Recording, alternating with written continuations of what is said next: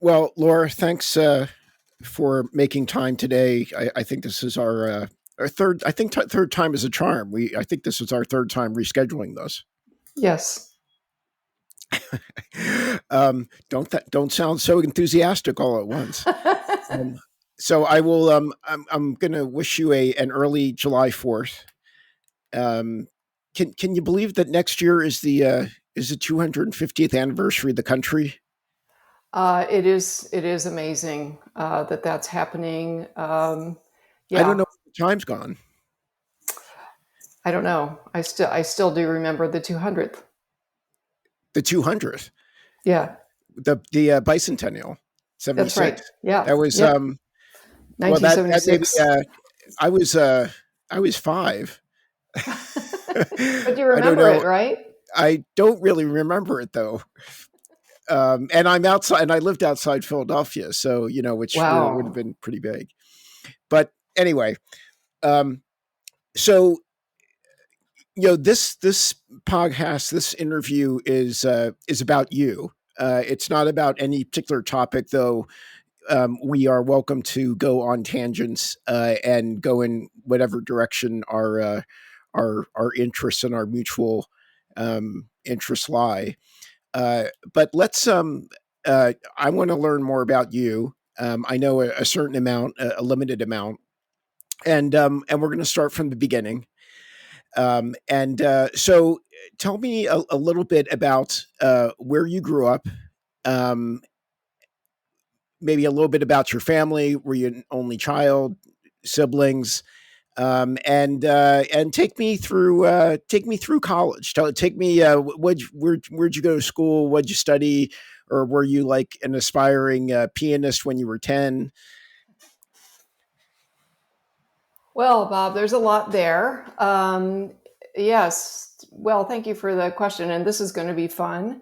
The first place that I lived was in Mississippi, and most people would never in a million years guess that because You don't have an accent any I longer. don't have a Mississippi accent.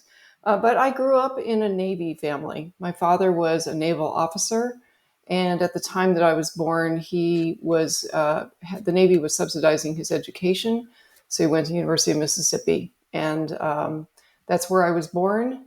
And then in my childhood, we moved from Mississippi to Monterey, California, and then over to Florida for a few years, then up to Maine, then to So rural. can I ask what period of years your father was in the Navy?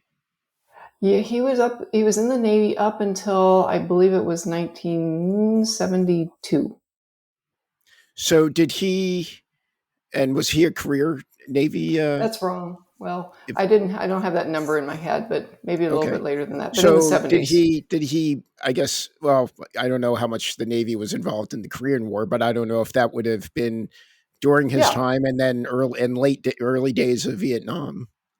Yeah, so that's a really good question. And, as with a lot of veterans, he didn't talk about this a lot when we were growing up, but he was in the middle of his exciting career pioneering the use of P-3 aircraft and all that. We heard a lot about that, but not about his beginnings until Hmm. more recently. And actually, he joined the Navy during World War II, but they were winding it down. And so he was lucky to get a pilot's He commission joined the and Navy education. during World War II. Yes, at the tail end. Okay, That's wow. right. So your father was born in I guess around 1920ish, 20s, Yeah, 1920 or 28. so. Yeah. Okay. And so, Um, yeah, so he was much older than I am. That's one thing. He also, so he got in. He was in the Korean War, and his job there was flying planes back and forth between Japan and Korea, wow. uh, carrying cargo and people and admirals and generals. And there were quite a lot of stories there. It was a very dangerous mission, as you can imagine. And there was even one incident where he was in a plane crash in Japan that threw him and all of his cargo out of the plane. And it is just amazing that he survived that. Wow. And is your father still alive? Now, he recently passed away. He lived Okay. a very long life and continued to be inventive and dynamic and really a hard charger all his life. Okay. Well, it's wonderful to hear. I uh, I don't know. Well, and you said you didn't learn too much uh, about his early time until recently. That's Um, right. I'd say in the last 10 years, he talked about it a lot more and wrote down stories for us. So thank goodness that was preserved. And also, he was given an honor flight from Utah. So he was honored in that way as a Korean War veteran. wow. So Has he? Have a you lot of ever the, seen? Has he? Did he ever see the Korean War Memorial here in yes, DC? he saw it. Yes. That Okay. the honor flights take them to the memorials in DC. Okay. Wow. Well, that's really. And so, well, thanks for sharing that. And so, did you have siblings? I'm sorry. I did. So I had, yes, I had two brothers, one sister. I'm the oldest of the four. Also had a mom, and she was, had to be a I was assuming mom was there somewhere, Yeah, there were. I had a mom. especially while your dad was away at the Korean War.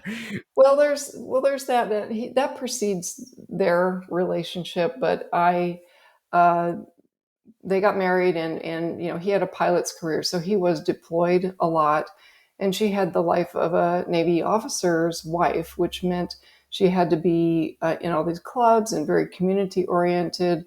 People were at our house all the time. We lived on Navy bases a lot of the time, which provided the social life. So that was a whole different world. And they did get divorced right around the time that he left the Navy. Oh, So I'm that sorry. started new chapters in all of our lives. But that though all of those things had influences on me, as you can imagine, the structure of the Navy, the dad being gone for long periods of time, all of his achievements and accomplishments, mom's community orientation, but also moving all the time had a huge impact on, I think, the choices that I made later on. Did his time away and all that moving have a strain on their marriage? Yes, I believe it did. I mean, Okay. I wasn't, yeah, I don't know exactly, can't describe exactly what made that happen, but it definitely put a strain on them and really on the family. And so I do feel for all military families where, either one of the parents is away for periods of time, and just their necessary devotion to their career, and it's a mission. It's not just a job. It takes your entire life while you're in it. And, I'm on the one hand proud of that, but I also know that it takes away from the family and family life. Yeah. And do you stay close to both of them even after their divorce? Yes. Yes. And so, how many places did you live between? I guess being born in Mississippi and going to college. I think I'm seven. 7. Wow, that's Yeah. a lot. That's an average of more Every than couple of every two years. years. Yeah. Yeah, that's right. That's right. And so we ended up as a family. My father took the kids. We moved with my dad to a suburb of Los Angeles, and so that's where I ended up moving in the middle of my senior year of high school, and that's where I ended up, applying for college and things like that. And my interest, by the time I was senior in high school, I was really interested in art and psychology and mathematics and literature. Those were my favorite topics. I also did like physics. So I kind of had these, a split brain between art and culture and literature, and then math and physics. And I applied to a few colleges, and I did not choose the most elite one. I chose to go to Cal State Fullerton. And part Okay. of the reason was that I wanted to be an art major. And I also loved the Cal State system. They had multiple campuses. And, this habit of mine, at least still ingrained at that age, I wanted the flexibility to be able to move. And I actually did go to three different campuses Oh during wow. my education: Fullerton, San Francisco, and San Diego. And I Okay. graduated, came And back to Fullerton. is Fullerton in the L.A. area? Great question. Most people don't know. It's actually in Orange County. Okay. And it was at Fullerton that I started studying art. I really was seriously wanted to be a painter. I was an art major. And I also studied math on the side, but I was studying art. I wanted to be a Wait, painter. when you say on the side, do you mean like as a minor or in the evenings Yeah, for fun? no, no, it was part of my college education. So Okay. I was studying art and literature and math, all those things I was interested in. And but painting was my thing. That would be the thing that I came home and I would, if you saw my home today, you would see some paintings that I did back then, way back then. Okay. And I was constantly experimenting with different styles. I wanted to understand all the different styles. I was also kind of a wild child at the time, so I was experimenting in life as well. But I So tried. what does that mean exactly? We talking I was Ashbury Heights in '69? no, this no, no, no, no. This is decades, more than a decade later, in more of the punk rock scene in Los Okay. Angeles. Oh, Yeah, like so X. yeah. X and the Germs and the Weirdos and seeing all the early the what were going to be the 80s Actually, that was bands. that must have been a fantastic time. It was I've watched some great documentaries. My wife and I are both kind of into the listening to early punk, and I've gotten to see X a couple of times, in the last few years. But I mean, that was just such a whether it was L.A. or New York was the place to be for that music scene. absolutely. And I think what was attractive about it, certainly for a young person, but it still carries forward today, is just the energy. And also, they weren't just singing about rock and roll themes, sex, drugs, and rock and roll. They were singing about, abstract art and film and politics and literature. I mean, all of that was in the canon of the early punk. And it was also sarcastic. There was a lot of, advanced placement humor in there as well. So it was fun. And of course, there were costumes. There were what Costumes. costumes, Yes. You meaning. you never went out without some sort of costume on. Oh, okay. Yeah. Um, you mean as a punk rock enthusiast, or just as being in that area during that time? Oh no, no. I mean, in the punk rock scene itself. Okay. So Okay. getting dressed to go to a show, even just as, Right. as an audience member, was a big deal. I And would there was really a like lot to see of some photos of you from that era. there aren't a lot, honestly. Not a very photographed era for me. But the I was an art major, and so and you see this today in people that do special effects and all that in the movies in Hollywood today. When they go to parties, Halloween parties, they go all out. Well, the punk rock scene was the same thing. People with those kinds of skills or just inclination or crafting inclinations would create by hand the wildest things. You'd see somebody come in with 50 safety pins on their dress, or I had an artist friend who her studio, she had something like 100 pairs of shoes nailed to the wall, and so she could choose her shoes off the wall, literally. And I we'd go, with a we'd lot have of holes fun. in them, I guess. But A lot of holes in them, and also thrift shop type of right. clothes. So it was a very creative scene. And all of that, when it got distilled into a more formulaic form of music, a lot of that kind of fun and artistry went away, at least for the audience. I think that the rock stars always have fun and creativity, but the audience became more regimented and even kind of dark later on, and so I kind of got out of the scene then. Okay. And so you graduated after 4-year degree, I guess. Yeah. And And I didn't graduate with a degree in painting because somewhere along the way I took a linguistics class because I was studying culture, learning about languages, and I was taking a basic course at the same time. And so I wrote a program to compose poems on computers using knowledge about syntax, which I was learning about in linguistics. And I got completely, totally, utterly hooked on computers. so I got to ask you, what were you programming on at the time? That So was that would this have that been was this still mainframe VAX no, no, VMS? no, no. I think it was a PDP 11 maybe that they had at the school, and Okay. running basic. That and I was not in computer science yet, but because of that, just getting hooked on that process of creating things and seeing the computer produce for you as a tool, I switched to computer science. So I pretty much ditched the art education at that time, went over to computer science, took it off math to add up to a minor in that, but I really focused on computer science. Wait, so I got to ask you. So at what point during your college career did you make that switch? This was probably about 2.5 years in. Wow, that's kind of late to make It that was, decision. yeah, I'm and I not was, saying I'm not no not judgment or anything, but that's a hard switch at that point. yeah, and it was I was in there 5 years. I was Okay, in for 5 years. well, that's okay. It took me Yeah, 4.5 years. So yeah, yeah. So and while I was still in college, I did get my first uh, programming job, and it was very, very exciting.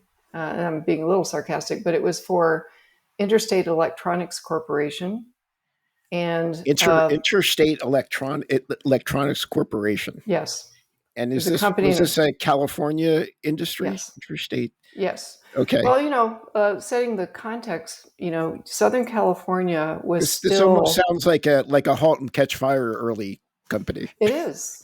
It is. Actually, the career of the protagonist in *Halt and Catch Fire*, I related to it a great deal. I definitely had a parallel career to hers. I just didn't become rich and famous. Right. uh, okay. So sorry. So tell me a little bit about Interstate Electronics Corporation. Yeah, that was just for a year, and it was part time. But what I was doing was writing programs for embedded chips that would go into oil rigs. Oh wow. Okay. Oh, Yeah, so you and started that's pretty hardcore programming I embedded. started doing hardcore. This was assembly language. Oh God. It was for a PDP-8 chip, which had only 8 instructions. And my first assignment was to program the machine to display letters of the alphabet on the screen. Which you think, oh God, that's so basic, but it was literally pixels in. Not with only 8 instructions. Yeah, and I had to draw the dots of the alphabet. So I used my art degree, right? I designed the little letters and the dots and then got it to display. That was my first assignment. My second assignment was to write a self diagnostic for the CPU so that with those 8 instructions, it would exercise that all 8 instructions in all parts of the memory were working. Okay. So that was my first job. And that those embedded chips, those early chips, were they for what were they? They were running for an oil rig. So were Yeah. they being used in like a specialized piece of electronic equipment, or were they used in a traditional or an early stage PC at that point? No, I think they were embedded. So I don't know how they managed to embed a PDP-8 CPU, but that's what they were doing. And But it this, was for displaying letters. So was it using? I mean, was it displaying letters digitally in a digital display then of some sort yeah, for the? Okay, yes, yeah. So interesting. Interstate Electronics Corporation was a largely defense and commercial electronics corporation, um, and they were they had the oil business, but a lot of it was also defense. So they created a lot of embedded computer based uh, gadgets for the Do you know what? defense Do you know what industry. became of them, or were they? Did they get They were bought by somebody? acquired. They were acquired a couple times. I think they still exist in some form inside of another company. I don't know which company now. It was a long Okay. time ago.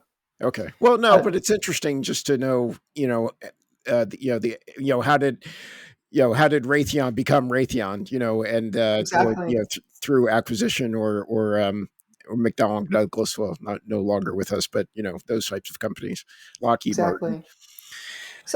So that's how I got started in my career. I was still in college, and at the time I had a friend in college. We worked a lot together, collaborated on school assignments, and it turns out that his dad had a company in Mountain View, California, which is in Silicon Valley, called National Nuclear Corporation. And we did some assignments with National Nuclear, and we thought we were so cool. So we're gonna talk about the N word. Yes, we are. We are nuclear. That's right. That's right. Sorry, This it's very timely. So It is. It is. And so National Nuclear was a very small firm with a big name, National Nuclear. It had been started by a couple of guys, one of them from MIT, and he was really borderline genius. He had worked for GE and nuclear power, developing nuclear power. And what they were doing was creating instrumentation really for quality assurance and safety in the nuclear power industry. And for anyone who saw the movie Silkwood, what happens there is the failure of safety programs, and people can be killed, and also nuclear reactors can malfunction if the fuel in them is not properly assembled. So what National Nuclear was doing was monitoring nuclear waste and also monitoring the quality of fuel rods that were going into the nuclear reactors. So I was hired as the software engineer for the company. My Wow. friend, my friend Luther Welsh, whose dad's name was also Luther Welsh. Was that your title, the software engineer?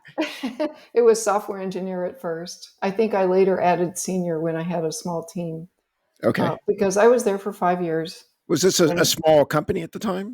it was a small company. I think there might have been 30 people, Oh, wow. and we were Okay. building all of the hardware, the electronics, and the software. And so there, one of my And first, at the time, was that for particular reactors or for kind of the industry at large? it was for the industry. That's actually a great question. They were marketing it to the entire nuclear, fuel and power industry, mainly the nuclear fuel manufacturers in the United States. So that's like Westinghouse, General Electric in the United States, but Right. also Germany, Italy, Japan. Uh, so, and later on, other countries as well. So I think my second assignment there, I went full time. So just to, I mean, with what you just said, Yes, when you took this opportunity, was this? I mean, did you see this as like this is like an early startup, small company with a huge opportunity in front of it? that is so interesting question, Bob, because I didn't see it that way at all. I was really just enchanted by the problems to be solved.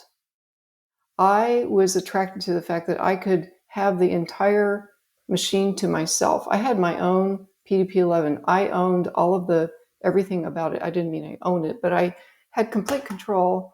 I learned everything about it, and I was able to design things for it and make the machines work uh, unencumbered. And if I wanted to work there all night long, I could. And aside from working with hardware engineers, there was nobody there to tell me you can't do this, you can't do that. Right. So Well, I and think it I'm was guessing that was a unique opportunity as a woman as well at that period. yes, yes. I suppose it was. I had applied for other jobs and hadn't gotten them, so that was that. But I really started here before I even had my computer science degree, and I think I just fell in love with the problems and the opportunity to be in charge So and to you solve were them. in Mountain View, Yes, uh, moved really to quite well before the dot com era. well before. Yeah. And So we're did you buy real estate at the time? no. I wish I had. No, unfortunately, I wanted to, but I didn't. Didn't really make enough money for that. Even then, the real estate was expensive. Really? Yeah, Okay. at I least for guess a person on an entry level salary who took whatever they gave me. you know, right. I don't And even so know are if my you salary was good or so not. if we can again, I'm not trying to put an age number on you, but I am trying to get a sense of the Yeah, sure. period of the world. So is this what, mid 80s? We're in the. I moved up there. Let's see. I think it was 1983. Okay. Yeah. So we are in mid Great 80s, and great great great time for music. yes, it was a great time for music. But what we skipped here is I moved from LA area to San Francisco area. This is Mountain View is a suburb of San Francisco. So Culturally, it was a very different place, really, than LA. So I had a lot of adjustment that I was going through. But I was working so hard that in a way it didn't matter. Okay, so how long were you with National I was Nuclear? I was there 6 years, and my first assignment there, or second assignment, was to build software for a fuel rod assay machine. That's what they were called. By the way, these were like 5-ton machines, 5 tons of lead. Then you'd take the nuclear fuel rod, would go through it, and sensors were creating data as it became irradiated, and taking that data is what the software did. So that's what I was doing, is getting real-time data, Hmm. analyzing it in real time, and determining, the quality of the construction So of the at the rod itself. when you were doing that work, how much did you have to know very much about nuclear engineering at the time, or was it really just computer science driven kind of problems, and the chemistry physics part of it, you didn't have to, you yourself didn't have to know too much about the detail? That's right. That's right. So the algorithms, the calculations that were needed to get the numbers that they wanted were given to me. However, they were given to me in formulas, and I had to translate it into software that worked on the computer. Okay. And some of that was Fortran. This is some really old stuff, Yeah. but this was real time programming, and many of the other languages didn't do real time, and also assembly language. So I was using assembly language and Fortran to do this. And initially, it was all just a program that would run once, but it became multitasking. So there were several tasks running at the same time. Huh. Um, but my second assignment was to develop this. Were the chips designed at the time to be able to multitask? This was a part of the PDP-11, and it did have a multitasking operating system. Yep. Okay. But what a software engineer would do that maybe an electronics engineer might not have done in that situation was take advantage of the multitasking capability and having a Okay. bunch of things happening at the same time, and then communicating between them. So there was a lot of parallel Yeah, processing I going mean on. that's kind of I guess I don't I don't want to misstate. I'm not a computer scientist. I didn't study computer science, but in terms of the differences between multitasking and multi-threading, I don't know if there's a, a huge difference, but it's a definitely a software challenge. Right, to use it effectively in this was a challenge. And things were done more manually, like multi-threading can be automated later on, but this is multitasking where you're specifically launching different tasks to do things and having them share results and then move on to the next thing. So And this was a lot of, and where did the OS come from? I guess and I that guess was go ahead. Digital Equipment Corporation. Oh, It Deck. was, Yeah. Okay. yeah. Got bought by Um, Wang, I think, right in late oh, '80s. I Anyway, I didn't, can't remember where or maybe it was HP that ended up with Deck. I can't recall I don't now. remember that either. I don't know their eventual fate, but they were really the top, what were called mini computers at the time, and clearly suited for industrial use, which is what we were doing it for. But what I'm wanting to tell you is that I got an assignment to build a machine from Japan, and we didn't finish it on time. Now ask any like 20, 24-year old or whatever software engineer how long something's going to take, and at least back then the answer would be incorrect. So I gave them, a really unrealistic amount of time, and when it wasn't done, they shipped me to Japan to finish the work. As a was that as a penalty or a reward? Or Neither one. It was a business decision because the customers there really needed to receive and get this stuff working. and So this was for I guess for a nuclear plant in Japan.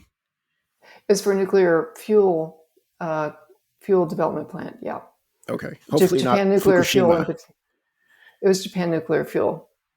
Okay, So Fukushima was a nuclear power plant, and Japan Nuclear Fuel made the fuels for that and other plants. right. Yeah, So you're 24, and so during your 6 year period, you went to Japan, or that was at the end of your 6 year period. it was towards the maybe it was the second or third year. And to kind of insert a little bit of life there, so I And you didn't know the language going there, no, correct? Okay. not a word of Japanese except And did you arigato. were you somewhat multilingual at this point outside of computer languages? No, not in Japanese. Okay, I mean, but well,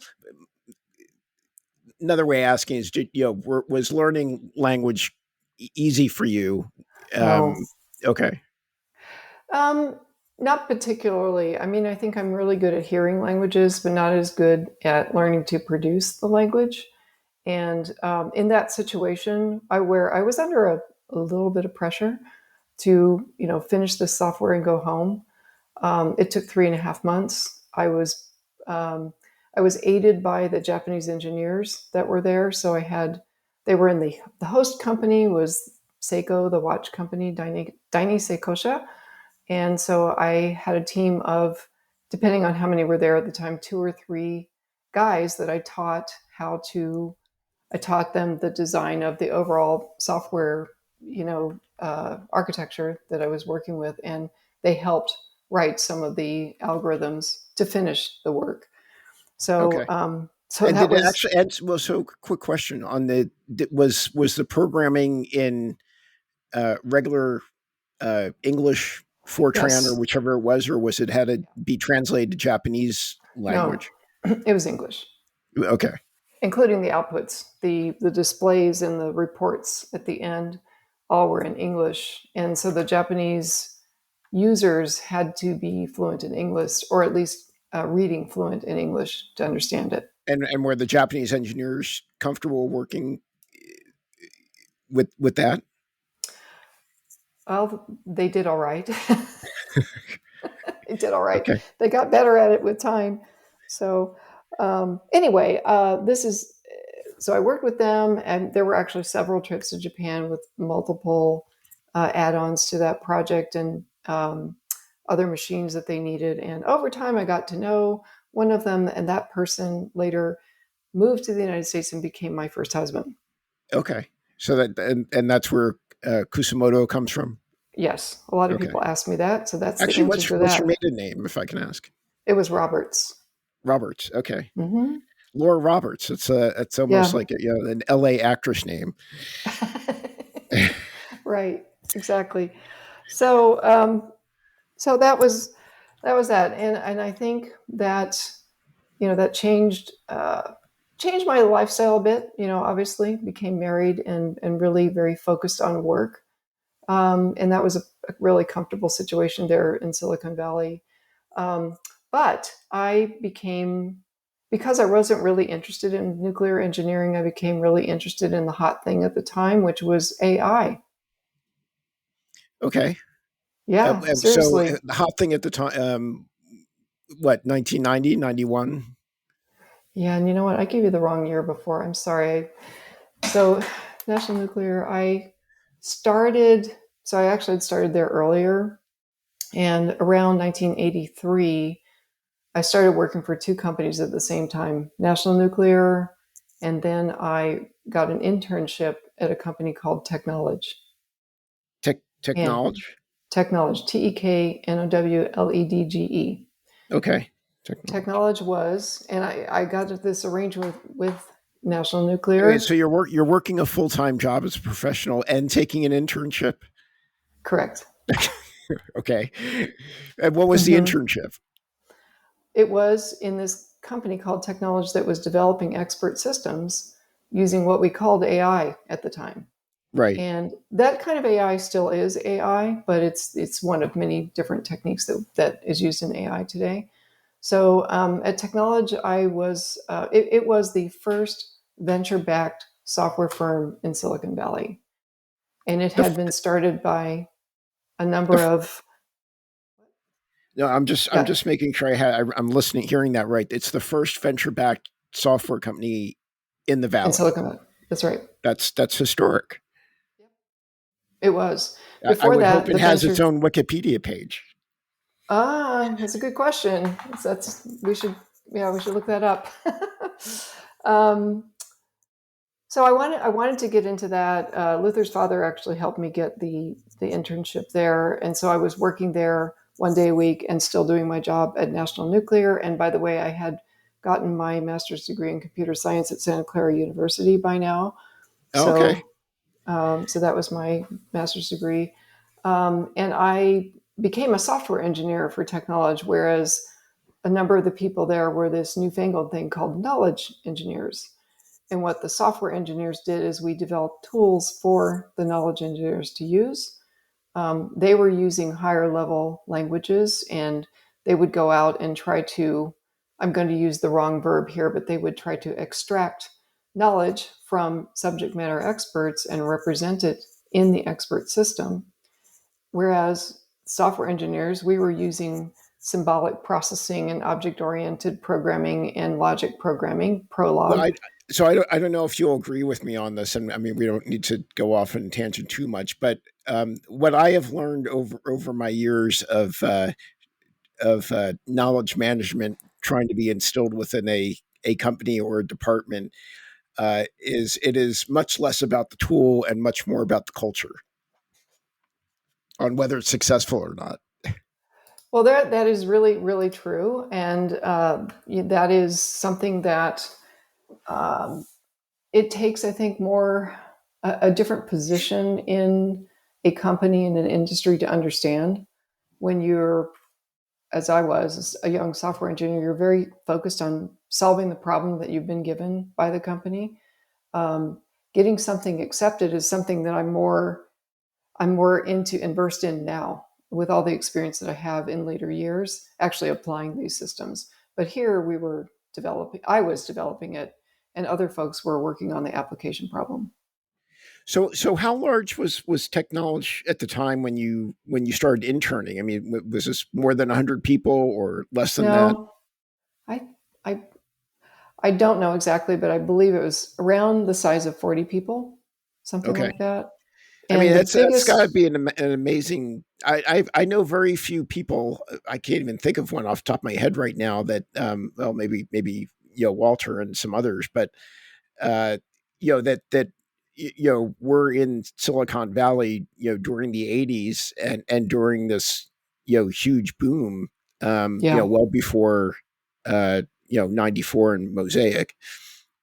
absolutely. And I wish I had photographic memory from that time I mean, how many because, times did you probably pass Steve Jobs at the mall yeah, who and, knows? and, and didn't know it? And didn't know it. Yeah, and Cupertino wasn't far away, and that was just in the range of where we would go shopping and grocery stores and all that kind of stuff. So it's very likely that I passed a lot of computer science famous people, and some of them were in technology itself. These were some of the most uh, accomplished, AI researchers. I mean, this is early days And of like Sun Microsystems and Oracle. yep, yep. Um, and well, to think about, I mean, I'm almost curious now to like who were the people that actually backed technology early on? Who were those early investors, and what did they do the following years? Yeah, I don't know about the following years, but there were a number of investors, and some of them invested in more than one AI company. They were so bullish on it, but I guess they wanted more than one egg in the basket. So there was another company similar to ours called IntelliGenetics, which had started out with genetics, and they also were developing AI techniques, and they were a big competitor of ours in the marketplace. And also another thing that started then that has been repeated over and over again since that era is there was a big hype wave, big hype boom around AI. I remember clipping articles or getting copies of articles from like the Wall Street Journal about ha ha ha, will there be artificially intelligent toothpaste in our future? They were there was a lot of imagination in the press about what impact this would have on society and every industry you can imagine. I mean, the I'm just to date where I am in this period. I mean, I would guess I was in sixth grade in '83, but I started with a Commodore VIC-20 when I was 9, and I was on CompuServe in those Awesome. early days. Um, and uh, I think what I remember from that period, at least from what was popular, and as far as AI was concerned, what seemed to be where the cutting edge was from a consumer standpoint was dragon dictation. Uh-huh. Yeah.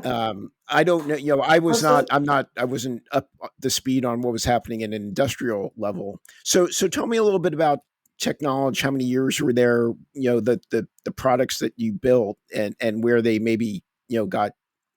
Did you feel like did you guys build something that got utilized in the market? Yeah, absolutely. But you have to understand, we had two things. We were building tools and selling the tools for people to develop applications with. And then we also had a consulting branch that was developing actual applications. And I would say that would be the more kind of glamorous part, where they were, actually developing things for So the you nuclear were industry. you were building a dev platform for other developers. Exactly, exactly. And So that's what. did it catch? I mean, was it something that what was the name of the platform? There were two of them. One of them Or- was called M1, and the other one was called S1. And I'm sure you've never heard of these. But again, they were built using the AI languages of the day: Lisp, Prolog, Yeah. object oriented programming. I was using C also. And with that, we built these higher level languages that the knowledge engineers could use to quickly represent knowledge using rules, confidence factors, some of the other things that made it easy to represent knowledge as opposed to algorithms. Okay. So you would declare what the knowledge is, and then the tool had an engine that it would run over the declaration of the knowledge with some procedures, and it would run through that and come up with advice or plans or strategies, depending on what we're trying to emulate from the subject matter expert. And that So expert might be an expert in car repair. They might be an expert in, you know, okay. yeah, So how many years were you at Technology? 6 years. 6 years. And from your perspective, I mean, were they a successful company? Did they get to profitability from you know beyond the funding that they received? Yeah, they ended up similar to other early stage companies that are successful. So they were successful in their time, generating a lot of hype. A lot of major companies bought the tools and bought education from the company, and also bought consulting from the company in many industries. But there was a downturn, and this was my first hype cycle that I've ever experienced personally. There was a great hype cycle, and then there was the trough of disillusionment, which happened right around 1989. This was the first AI winter. And as we Well, entered the so let winter, me ask: was this a national economic downturn, or was this a technology downturn it was an in AI the region? downturn for sure. I don't recall if I that mean, was we're a now talking about financial. the Reagan years. Well, I Yeah, we guess are. no. I guess what George H. Bush would have been. Yeah, we No, were transitioning. 80. Wait, when did the president? Was Clinton's 89. first? Yeah, that would have That been was H. Bush. 1990. George H. Bush Yeah, then. yeah, Were yes. we in a recession then? I think we were. Well, we went into a war, so we must have been in a recession because we went to war to get out of the recession, right? Yeah, Usually how it goes, but yeah. I have clearer memories of the later recessions, but not at that time. Anyway, there was kind of a bust for AI. That whole industry quote unquote segment lost credibility, and technology was acquired by another company, and it continued uh, to perform for another 15 years. I think technology was around for a total of over 20 years, well, and still had. as that name. They were acquired by another company, and then they came back with that name later on. So yes, with Hmm. that name, and I think they finally went out of business in something like 2012. Okay. Yeah. Actually, they were probably they went out of business. What, about 4 or 5 years before probably ChatGPT was getting going? Yeah, and so that's an interesting thing. And the techniques that we were using at the time, they are still useful today. They're still used in creating expert systems today. But the big difference is we had no way of automating the learning part.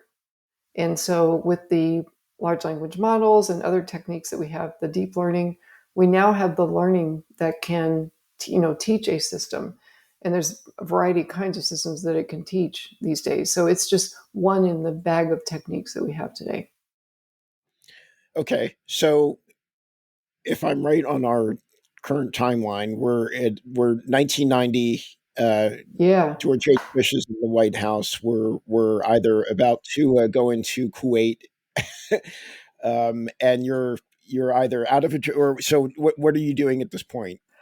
Yeah, I went to become an independent consultant, and I did a lot of different things, which is way too much to drag out in detail. But I think the most interesting and significant thing was another startup company called Magic Edge, and Magic Magic Edge.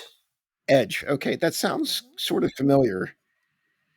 Yeah, well, there've been various companies starting with the word magic over the Right. years.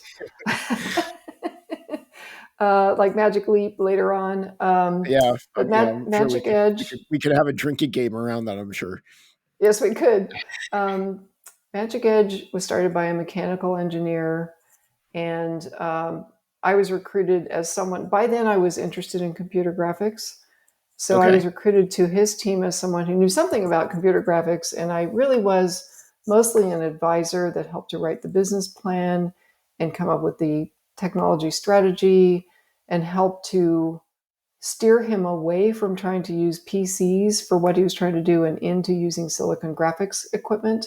Okay. Um, and the what it was a location based entertainment center that would have pods in which a individual could go in a pod, and you'd be able to, it was basically a tiny little flight simulator, so you'd be Okay. able to fly this pod. He had designed it so you could turn all the way upside down, 360 degrees of motion, and you could fly in it. And to make a very long story short, I helped him in the first year along with other people on the team. I invested in the company, I earned stock from the company, but the virtual pay got to me, and I later had to get a job. So I left it before all the products were built. But in the end, the location based center was opened. It was called Magic Edge. It was on Space Park Way in Mountain View, California. And it had a restaurant and several of these networked pods where you could fly in formation. You could not go 360 degrees because that Wait. made people When you say sick. information, do you mean multiple people could be in different pods flying together? Yes, yes, Wow. yes. That's It and was so this is fantastic. this. Wait. So what year did it get to market? It went to market. I'm gonna quote this wrong because I wasn't there. I think it was roughly around 1995 Okay. or four Oh, four or five. that was the VR heyday for that period. It was that's right. And there were Uh, other location based centers that were opening up doing a I have a variety of slide. things. I have a slide where PC gamer from somewhere sometime some month in Yes. 1995 is about VR. Yep.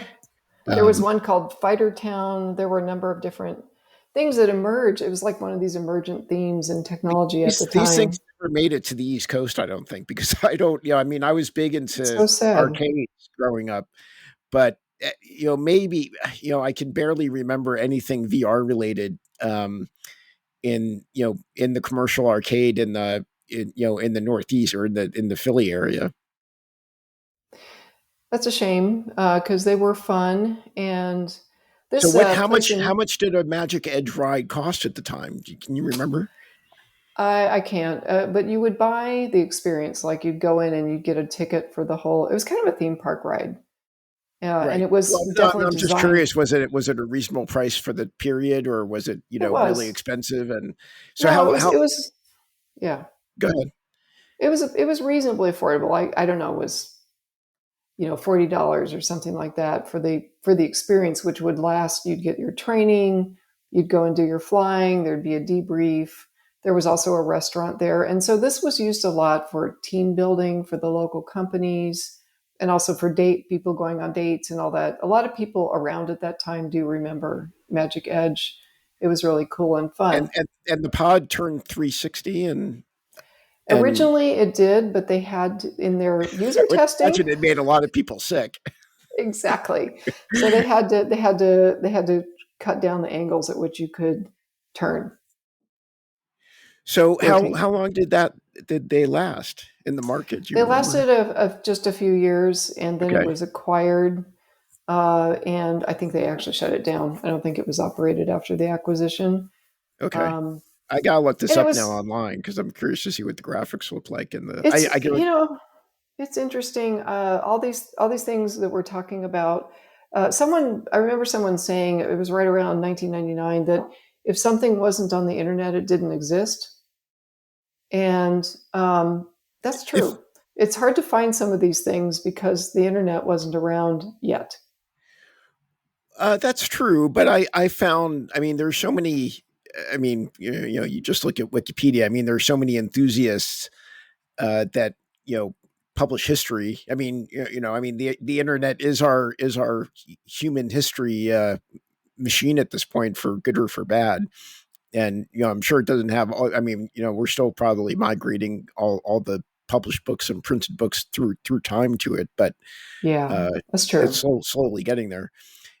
So okay, well, so you helped for a year there with the business plan and project, and you consulted on and off for how long?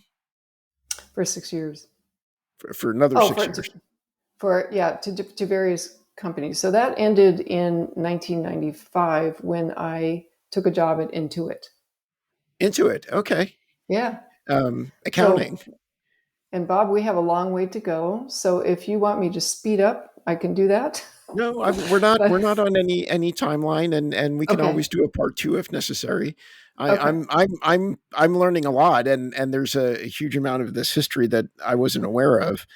Um, So so yeah, so tell me about Intuit, because so that was this early days of Intuit. it wasn't the earliest days. Intuit was founded earlier. It was a pretty well established company at the time. A random statistic I remember is that they had a customer service or tech support. What did they call it? Customer service department of 5,000 people by then. They had Oh my 3 God, million people. that's huge. They had 3 million people using Quicken Deluxe, not to mention the other Oh yeah, that's Quickens. right. They made Quicken. So was That's Intuit right. public at that point? I think it was. Yeah. Okay. So uh, So what I so why'd you what I take a job did, there?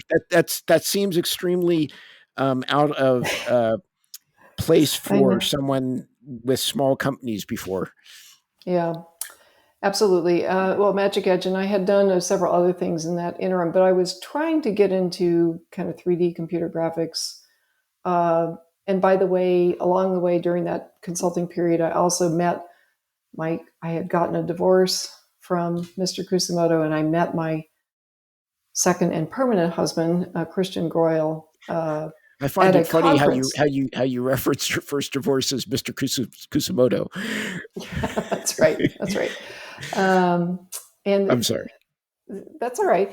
But we met at a conference called the Entertainment Authoring Conference in Los Angeles, which was sponsored by Silicon Graphics Silicon Studio. So I was going to conferences like that. I was, interviewing people that were doing 3D graphics, and Christian Goyle was one of them. So I met him prior to starting it Intuit, and we're still together. So that's a Okay, historical note. the Great gentleman importance to me. I've sort of shared dinners with a couple times now. That's right. Yes, exactly. That very So person. wait, so you met him at a conference, or you met him at Intuit? Met him at a conference. Okay, At, and what did you? Why did you join Intuit, or what did you join to do? Yeah, well, the consulting business wasn't working out so well for me in that later period, so I ended up looking for a full time job, and Intuit was a company that was willing to take me on with my very diverse background, and I wanted a multimedia job. Most importantly, I wanted to Well, I mean, integrate at my. this point, you've got a lot of international experience. You've got experience in a variety of different industries. I would imagine that you were pretty attractive candidate at that point. Yeah, but I was my aim was to get into multimedia. So that was the real challenge is kind of changing. And people often ask me, Bob, how did you get from here to there? And I think sometimes you want So, something and you look for ways to transition. so did you ever look at that period at like get the video games industry? I did. Um, I did, and I didn't. Let's see. I'm trying to remember when I tried to Were approach you into that. video games at all, or was that not much of an interest? I wasn't, and I think that throughout the time I love the graphics, I love the process of production, but I've always been more interested with, well, there's a couple of exceptions, but I guess I was always more interested in things that had more practical um, impact. Magic Edge was an exception, right? But Intuit, I was attracted to the fact that it was something that helped millions of people with their finances. Okay, you wanted to work on nuclear energy, um, other things that have practical use. I can Right. respect that. Not Yeah. pie in the sky ideas like putting having flight simulators. Though Well, well, yeah. flight simulators for fun. Let's put it So that way. yeah, so I really I can't. I guess I went back and forth. As you continue here, I went back and forth on this over time. But the video game industry, I just didn't find the right entry point. I think is really what it is. It was a matter of chance, and it just didn't happen. Okay. So how long were you into it? I was into it for a couple of years, and I did get my multimedia assignment, which is what I was looking for, producing a CD-ROM, which was Quicken Deluxe 5.0 for Windows, all of the multimedia Okay, wait. learning I'm gonna material on have to it. look. I'm gonna have to look for this on eBay. So Quicken Deluxe I five have a point copy if you want one. 5.0. Yeah, and the problem is I probably don't have a CD-ROM drive anywhere. Nobody does. And this version of Windows is long gone. But at the time, the Yeah, audience, so what would that have been? Windows 3.0 maybe or it 3.1? was 5.0. No, no, Windows. What version of Oh, Windows? the Windows version. Oh, God. I don't know. It had to be before XP. Yeah. You talked about having a Commodore computer when you were 9. I also had purchased my own PC when I was just getting out of college, and I think just as a career note, that helped me because I had something to be working on at home on my own stuff aside from Actually, what I'm I was curious. assigned to do at work. Did you ever kind of participate in the whole BBS's kind of culture? A little bit, yep, Okay. I did. Yeah, and I was on CompuServe also. I tried that. I tried a lot of different things. Yeah, I think yeah, CompuServe and I was on BBS's a lot, and I actually never really liked AOL all that much or Prodigy. I I think tried once those I too. yeah, I mean, I think they were just well, I don't know. I guess for me, well, and again, a lot of people at the time thought that Prodigy was the internet, Yes, they and did. in a lot of ways, it felt like the internet with training wheels. But yeah, I mean, the CompuServe and early IRC chat, on that kind of stuff was really where the fun was.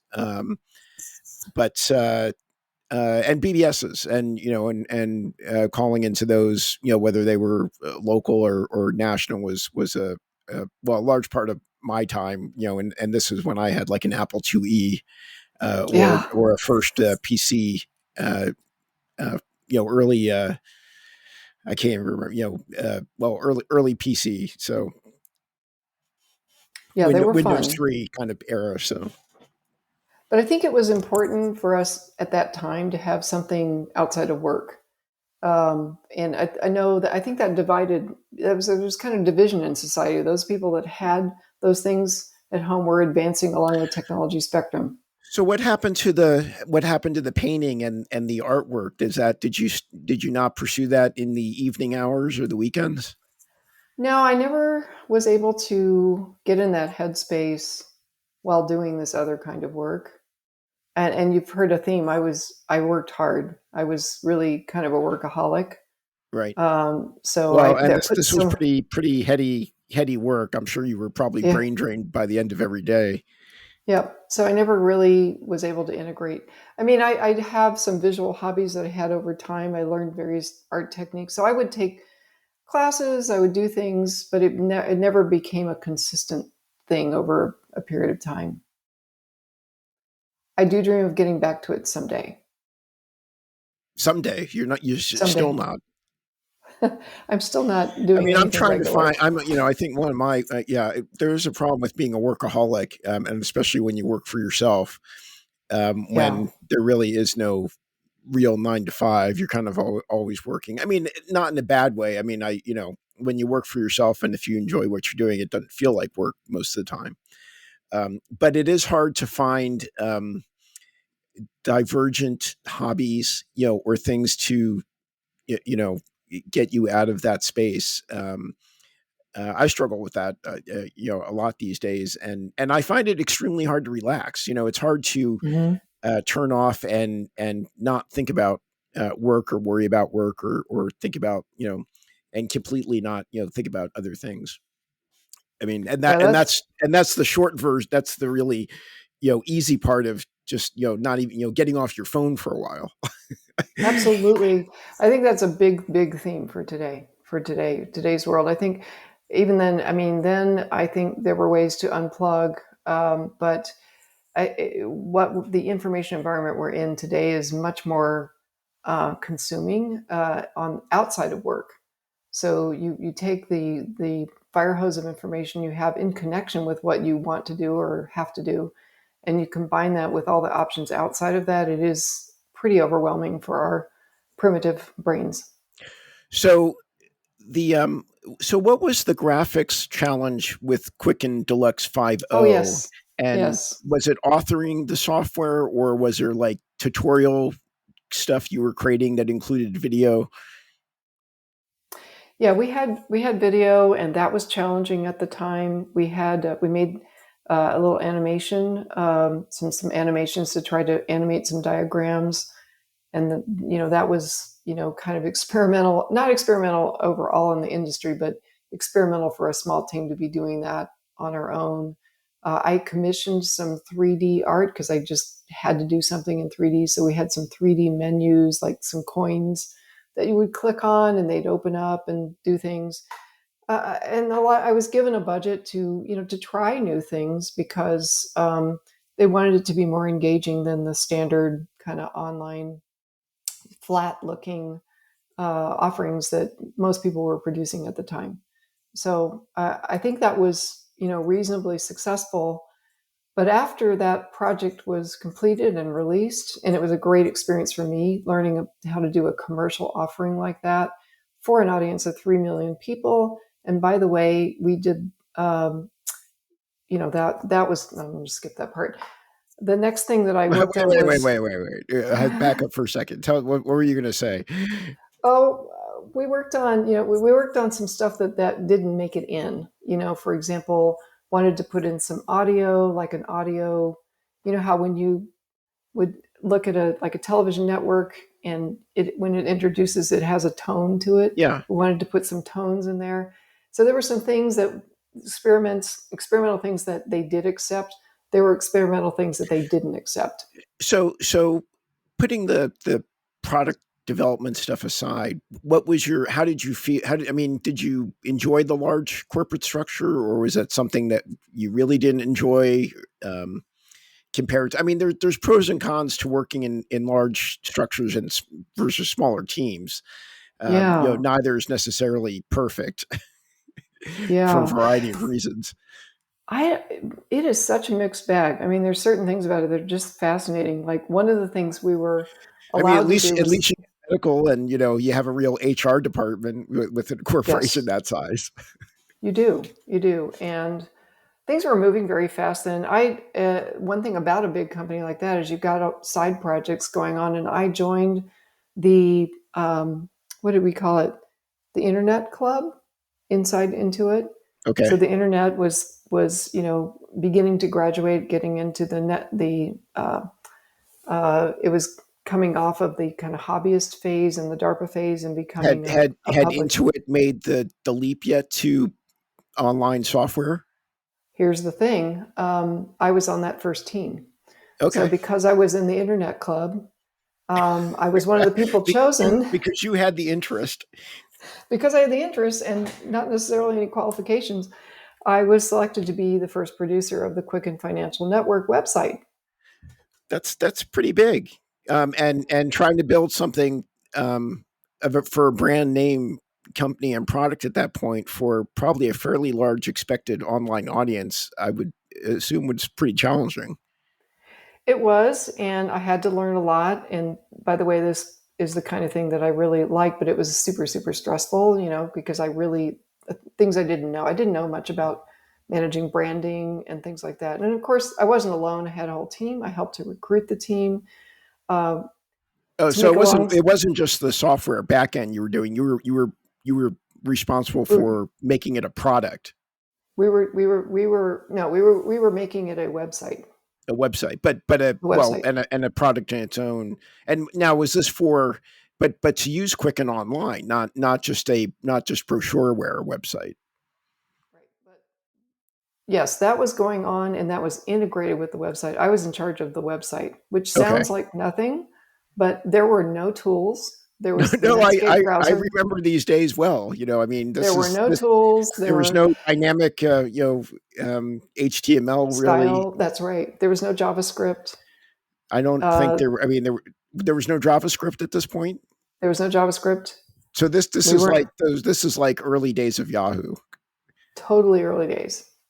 and probably So Google wasn't even out yet. there was no Google. That's Yeah. right. I think the search engines had just started. Google wasn't around yet. I think Google was founded in '98, if I So I recall don't know correctly. if I ever shared this story with you, and I don't know. Yeah, and this was 98, 99. So I was working at the time for well, I mean, this is kind of when the internet was really taking off pretty fast, but CMGI. Yes. Um, and CMGI was based out of Andover, Massachusetts, and they were trying to build, and it was a public company, and they were building, and I ended up with a job there because I was contracting for a very small, like less than 10 people, startup in Northern Virginia that made web-based email systems that could scale for, like, millions of users. So they were selling to ISPs and telephone companies and so forth. And I was doing some kind of customer engineering, sales engineering, consulting for them, and some overseas work. But they got acquired, by CMGI, and CMGI bought, was buying up companies, small companies left and right. Pets.com was probably one of the most famous, with the Wow. pets puppet, hand puppet. And so I became, their headquarters was Andover, Mass. They were building an office in Northern Virginia, um, uh, and kind of consolidating these smaller companies they bought. And I was hired to, I guess I was doing like early internet research on mobile, and I was just bored out of my skull. They weren't really using me very well. They weren't very well organized as a company. And I started a hobby site out of my cubicle, and this was late 98, early 99, called Cool Wap Site of the Day. So I was reviewing first generation websites on cell phones. So this is WAP Wow. 1.0. Okay. Um, and before I knew it, about 6 months in, I was then getting like 10,000 hits a day to the website. And again, this was like early, HTML, coding every single page. Right. um, Wow. and, and, uh, I, and I actually managed to get our content on Sprint's phone deck, which was this was early at the time, and FidoNet in Canada, and believe it or, and then I actually, and I have a few copies. I'll have to get you a copy left, but and then I self published a printed book. It was kind of like a small form factor book of about like 100 of these reviews. And somehow, and I had this. This is my end to Michael Saylor. Hopefully, is somehow I got strategy.com provided the back cover and covered most of the printing cost. Wow. So, and that was kind of that was like my first, I guess, toe into trying to build my own content, you know, Mhm. company and stuff. So I, And you've but never this stopped. was early days of banner advertising, and Yeah, I couldn't really monitor. I don't, you really needed like even at that period you needed tens of thousands, 100,000 hits a day to just make even a few dollars on banner advertising. that hasn't changed on YouTube. It's not No, but banner advertising, but Google was out at this point, and this was like around the yeah, days when DoubleClick was out, right. Okay. and that whole just model was developing. But again, I mean, companies like sites like Yahoo and the other now I'm trying to think of some of the larger search engines back then. I mean, they were Alta making money, and they Vista. were hundreds of thousands of hits a day and stuff. So it was growing. Anyway, Yeah, sorry, it was growing fast. unnecessary segue tangent. That's okay. Um, No, that's part of that era. Well, on the Quicken Financial Network, we published 6,000 oh, pages by that's right. We were hand. talking that we got off on JavaScript. That's well, this was Right, right, actually right. JavaScript was just coming out because I remember on the mobile side at least there was the early Java on mobile, and people were building applications and sites using the Java engine, as best as though Java had a lot of headaches and problems. Yeah, well, we This weren't is using it there. I don't remember why. But we built these pages in a very short period of time. Um, and it was such a short period of time that we burned out just about everybody who was working on it. But there were 24 departments of the company, including all the TurboTax that all of them needed their web presence. So that was what was created. So anyway, that was my multimedia experience at Intuit, and that was the beginning of is the that the Quicken largest Financial company you Network. ever worked at? Oh Well, no, outside the VA. no, not at all. No, okay. So So so from where'd you go there, after Intuit? skipping a couple steps, I moved to Denmark You moved to to Denmark. work. Yes, Why? I, to I mean, work for Denmark is beautiful, very expensive. Lego. Oh, you're kidding! I had no I am idea. not kidding. I'm not kidding. You've never why that you need to redo your bio.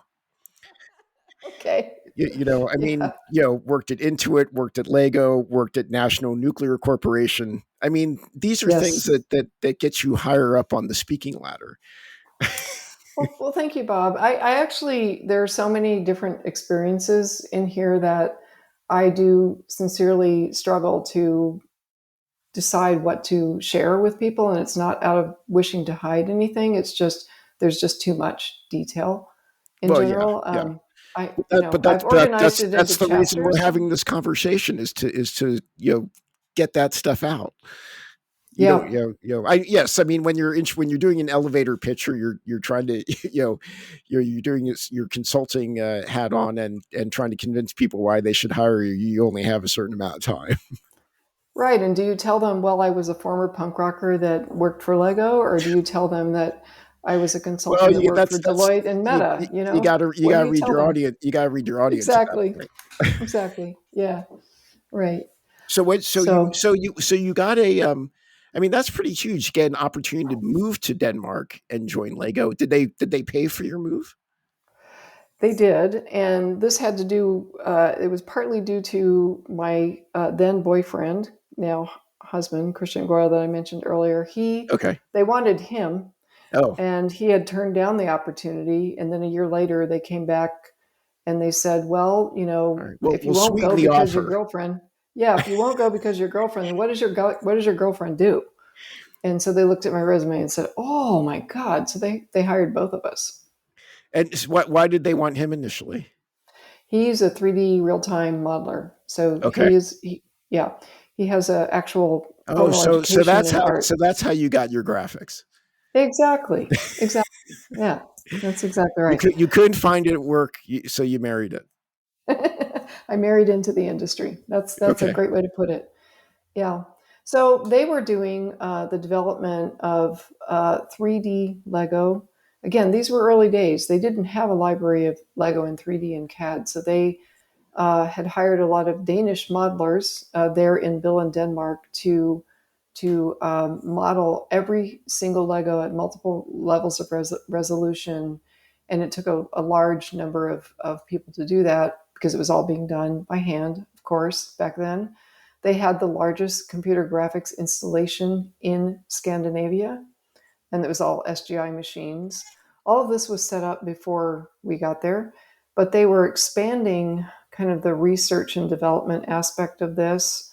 And for me, what they wanted from me was stuff that I had never done before, which was really to be effectively the director of operations for this group, which had about 85 people at the time. So They wanted like IT operations. IT, administration, facilities, Okay. finance, legal, all that sort of COO stuff, but it's inside a unit in a company. So it was a director But level and position for a different country. for a different country. That's right. For a unit that's focused on 3D graphics. Okay. That's interesting.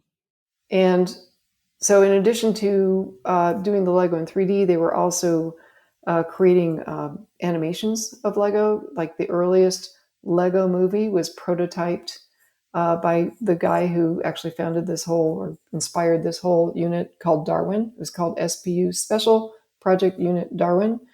And they were creating computer animations, really, really cute Lego animations And within what the. year was this? We're in 1997 and And do you through remember the 1999. name of this first Lego movie? It was they. I think he called it the Lego Movie, but it had nothing to do with what you saw commercially later on. It was, but it was. Right, And but by the way, there's I don't think this is the same Lego movies that had, billion-dollar blockbuster no, success. no, no, no. But it was called the same thing, and it inspired this special product unit, Darwin, to explore digital Lego, which was in 3D. So it was the precursor, if you will, of Lego being in that spatial universe, which they've been in ever since. Right, right. Well, where most of their expansion has been, it seems. That's right. That's right. Well, So, anyway, we and had where were you in? Uh, were you? I forget the capital of Denmark. no, we were Copenhagen. not Copenhagen. We were not. We were most specifically not. We were in the opposite of that. We were in a lovely rural town known as Billund.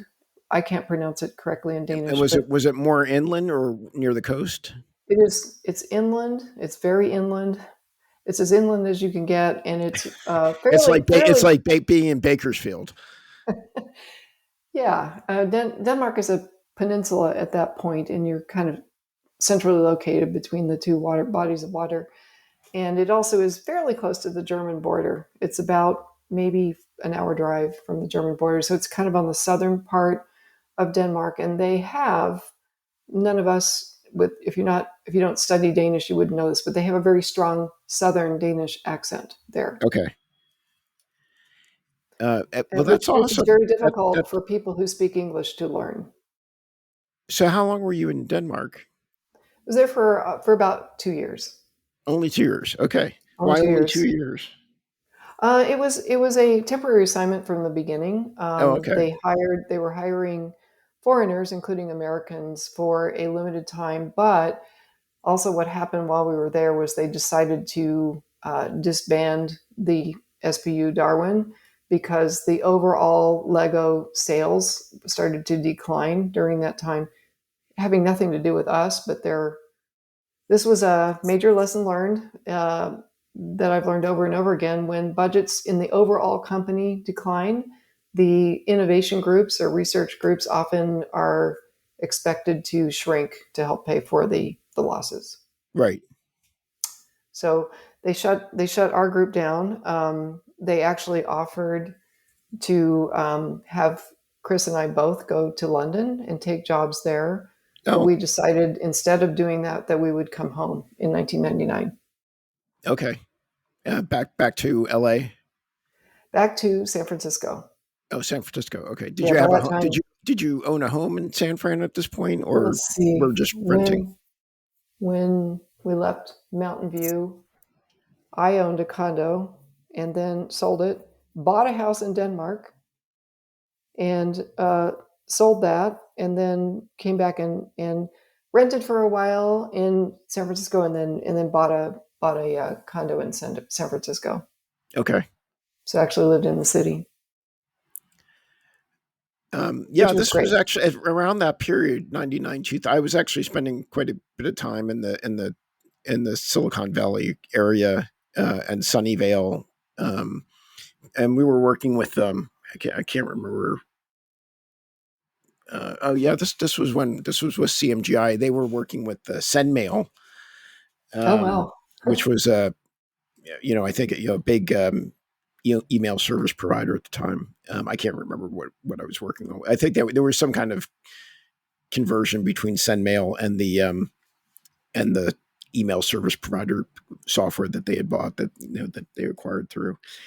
Um, I also worked on actually actually after that. So this was around 2000 2001, and actually connects us with Scandinavia.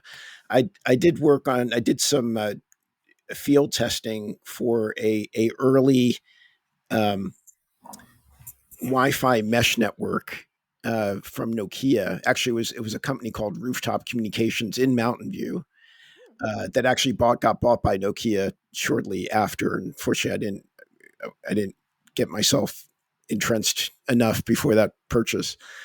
But and so yeah, so this company Rooftop Communications building hardware to create an early regional Wi-Fi network in a neighborhood, and would create a mesh network between the routers on the rooftops to one point of presence for internet, and Nokia bought it and then did nothing with it.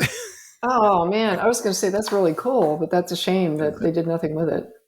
Yeah, well, yeah, Nokia. I mean, they were focused on cell phones, and Nokia also made base station hardware for cellular networks, which is where I spent a couple of years as well. Okay, so you moved back to San Fran after you decided not to take up Lego's offer in London, which could have been an interesting experience for a couple of years. It could have been, What but was what was the decision there? Why um, London too expensive? Just not that interesting. oh, it was You very missed the interesting. U.S. It was a very difficult decision to make.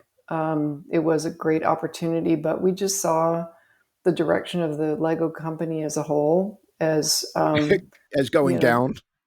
yeah, the decreased sales and all that stuff, and we were very concerned about if we because I had had everything I owned, and he had everything he owned in Denmark, and it was going to be a big move to London. And then if we needed to go back home, they were not going to guarantee the cost of moving home. So that was Right. part of it. And Okay. also we saw that general direction of going down, and we just decided it was a risk either way, but we decided it was less risk going back to San Francisco. And one more thing, there was this huge industrial commercial economical party going on in the United States. This huge internet boom thing was going on, and we were missing the whole thing. We were working for a privately owned company, and we had no stock or anything. So we wanted to go back and get in the party in San Francisco, Got it. metaphorically speaking. You wanted to join Netscape before it got went nowhere. That's right. That's right. And if you know from the year, you can tell we were kind of late. So I actually became a I was invited to become the acting CEO of a spinout of Lego. Oh, And every one of these stories is long, but it was to using the constructive idea of Lego to it was a digital offering that allows kids to build build some shapes on the computer, and and that's what it was. It was a toy, more like Tinker Toys, but on the computer, allowing you to build things. And we had the founder of that. wait, was there both a hardware and a software component? With the Lego stuff, there was hardware and software. With this I do system stuff, it was strictly software. Okay, so it was okay. So it So was an it wasn't like programming small little pieces of hardware through the computer no, and building stuff. no. Although Okay. we did have Lego, but with I do systems, it was strictly a software digital toy. Really charming. A lot of the Lego designers had gone into that little startup, and they built the most charming examples and animations, and it was just incredible. I was so excited about it. But the job was to turn it into a business, and selling digital toys was not going to be easy. And one of the things that I did was join the internet boom and turned it into a internet-based offering in which kids could build toys, but they could share them with each other. And it developed into build a robot and play like kind of like battle bots online. Okay. So we built that and a couple other things and started looking Was for. there a commercial name for this product when it once it hit online? It never really went online. We had built the back end, we built the prototypes, and we were looking for funding to bring it online. Okay. But and funding beyond what Lego was going to provide Correct. So or could it provide. wasn't Lego; it was the owner of Lego that provided the seed funding with which we had developed this product. Then we were shopping around to get our next round of funding, and that never happened because the year 2000 rolled around, and anything having to do with the internet, which had been the source of the entire boom, suddenly was radioactive. Nobody wanted anything to do Yes, with yeah, yeah, yes, anything with the internet.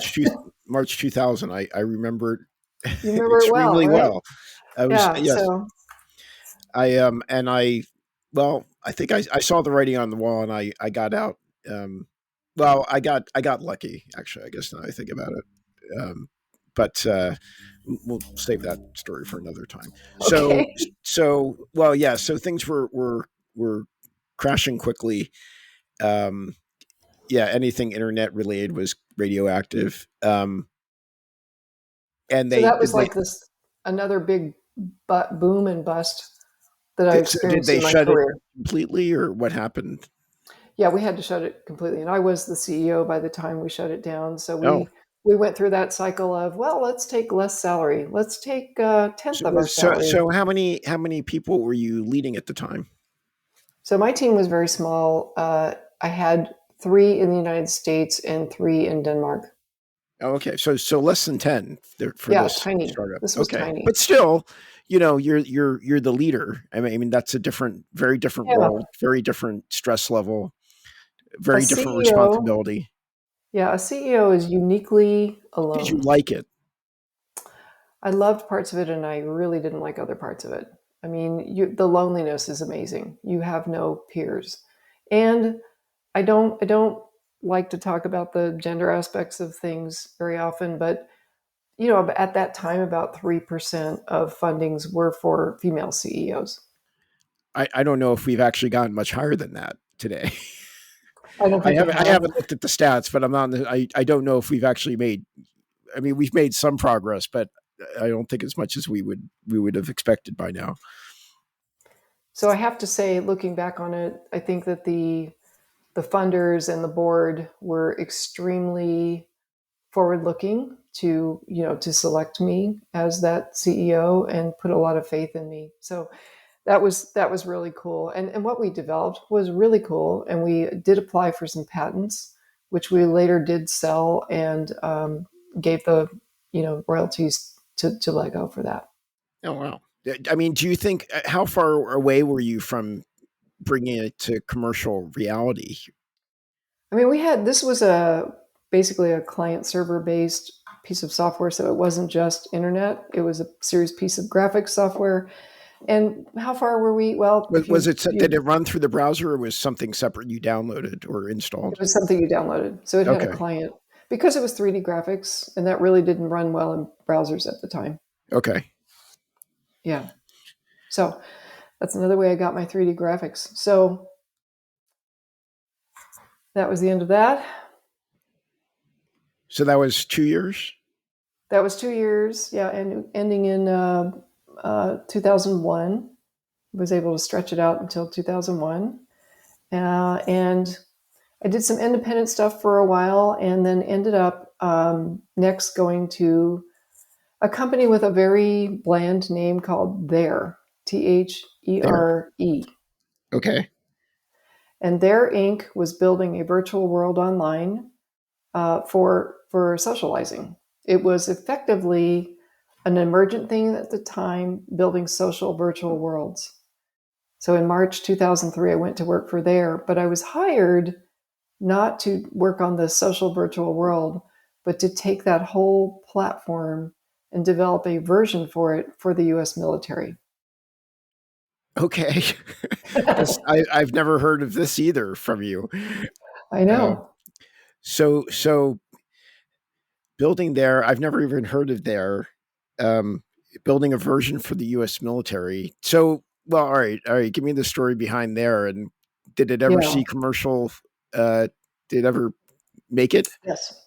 Yeah. So they're actually they had hired Robert Gehorsam, who had he had applied for a grant under there and he got a $3.5 million contract to do this conversion over to the military. This was right after, or not long after 9/11, Oh, okay, and yeah. the Iraq War was going on, and they were looking at, and the situation was at the time was that our military was not as used to asymmetric warfare as they had been right after the Vietnam War. So they had kind of drifted away from that asymmetric warfare training. And there was an opportunity in virtual worlds that Robert saw that we could build simulated versions of wherever the war was happening, but use it to have people practice interpersonal relationships, whatever that means in a war setting.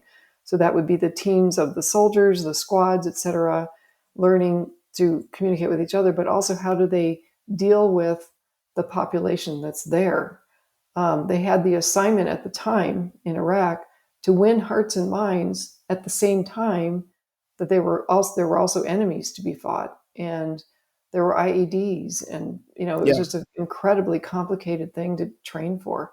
So the idea was that this could be a training tool to help them train for various techniques and procedures for all of the above.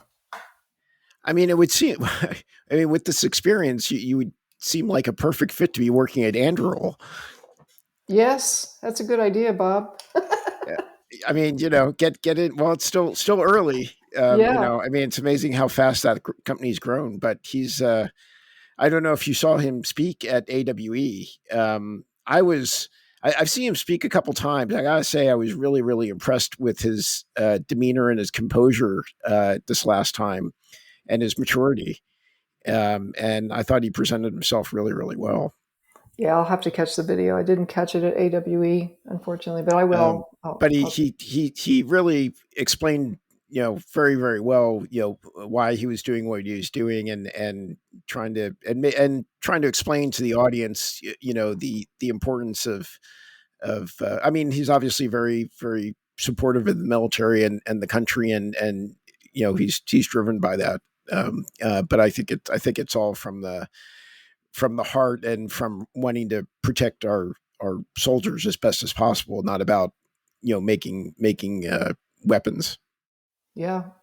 Well, this assignment for me, it was a dream job at the time. I was there almost 7 years, Okay. and I became the VP of studio. So I was not doing engineering. I was actually managing the development of the content.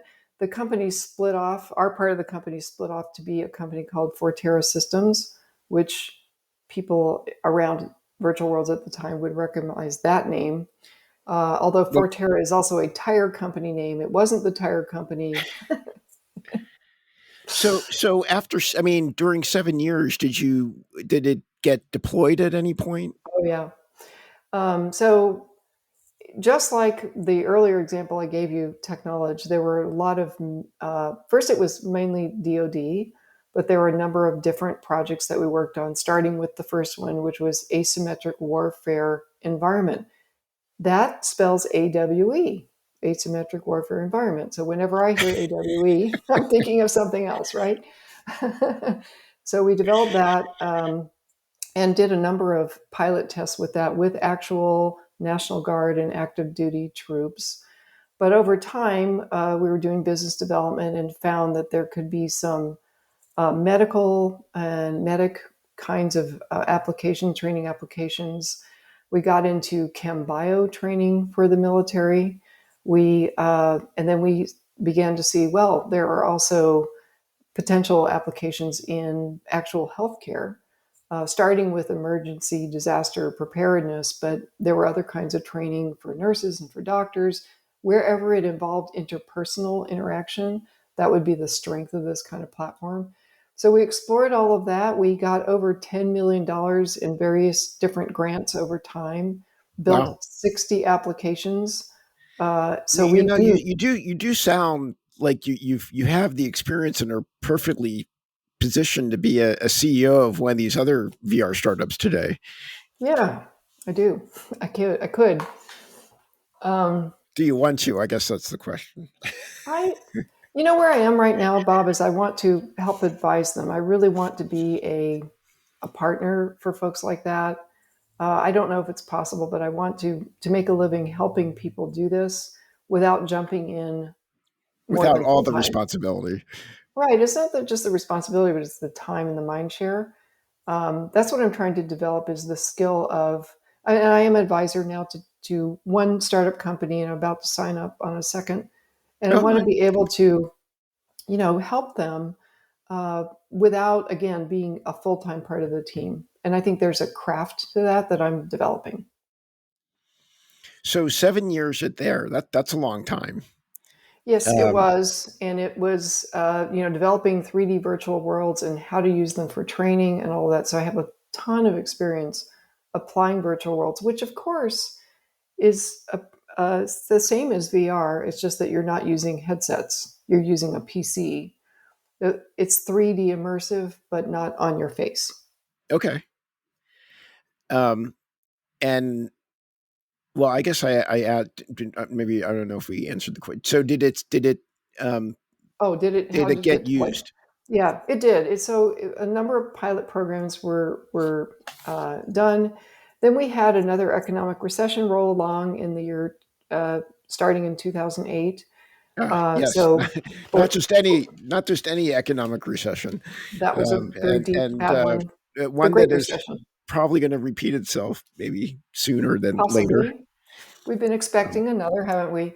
Um, well, and what's interesting, I don't even, and again, timely. I think in the news the last couple of days is there's been some discussion about loosening the uh, the cash requirement rules on a number of the banks. Uh, yeah. How which how human beings forget. It is just amazing. That's why they need experienced people like us who remember what happened before. Seriously. Intergenerational transfer of knowledge is important. it is. Well, it is. It's hard for me. Like I have a very very hard time imagining and trying to even like I can't think of my life in any way without 9/11 in there at some point. But Right. it's hard to imagine, and I'm at, but I also grew up not really um experiencing the situation of the Vietnam War at home, or Mhm. I didn't grow up in that era. I mean, I was 3 or 4 when it was happening, but not too young to know of what was happening outside. Right. Um, Yeah. but so I can, but it's hard for me to. It's hard to think about people that were born just after 2001 or a couple years before, and that not having the significance on their life that it's had for the rest of us. and what their viewpoint on that is exactly. As a 20-year-old today, what do they think of 9/11 when they hear about it? Absolutely. So I think that that's a super important thing because I feel like the lack of my generation's understanding of World War II, for example. I mean, I've studied it a lot more now, but when I was younger, I didn't care, and that's a mistake.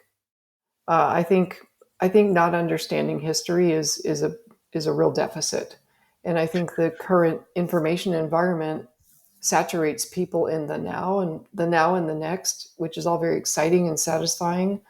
But if we fast forward a little bit, one of the big problems that I would like to be working on, and I'm trying to kind of guide some of the work that I do in this direction, is the elevation of the truth and the fighting illiteracy and fighting disinformation.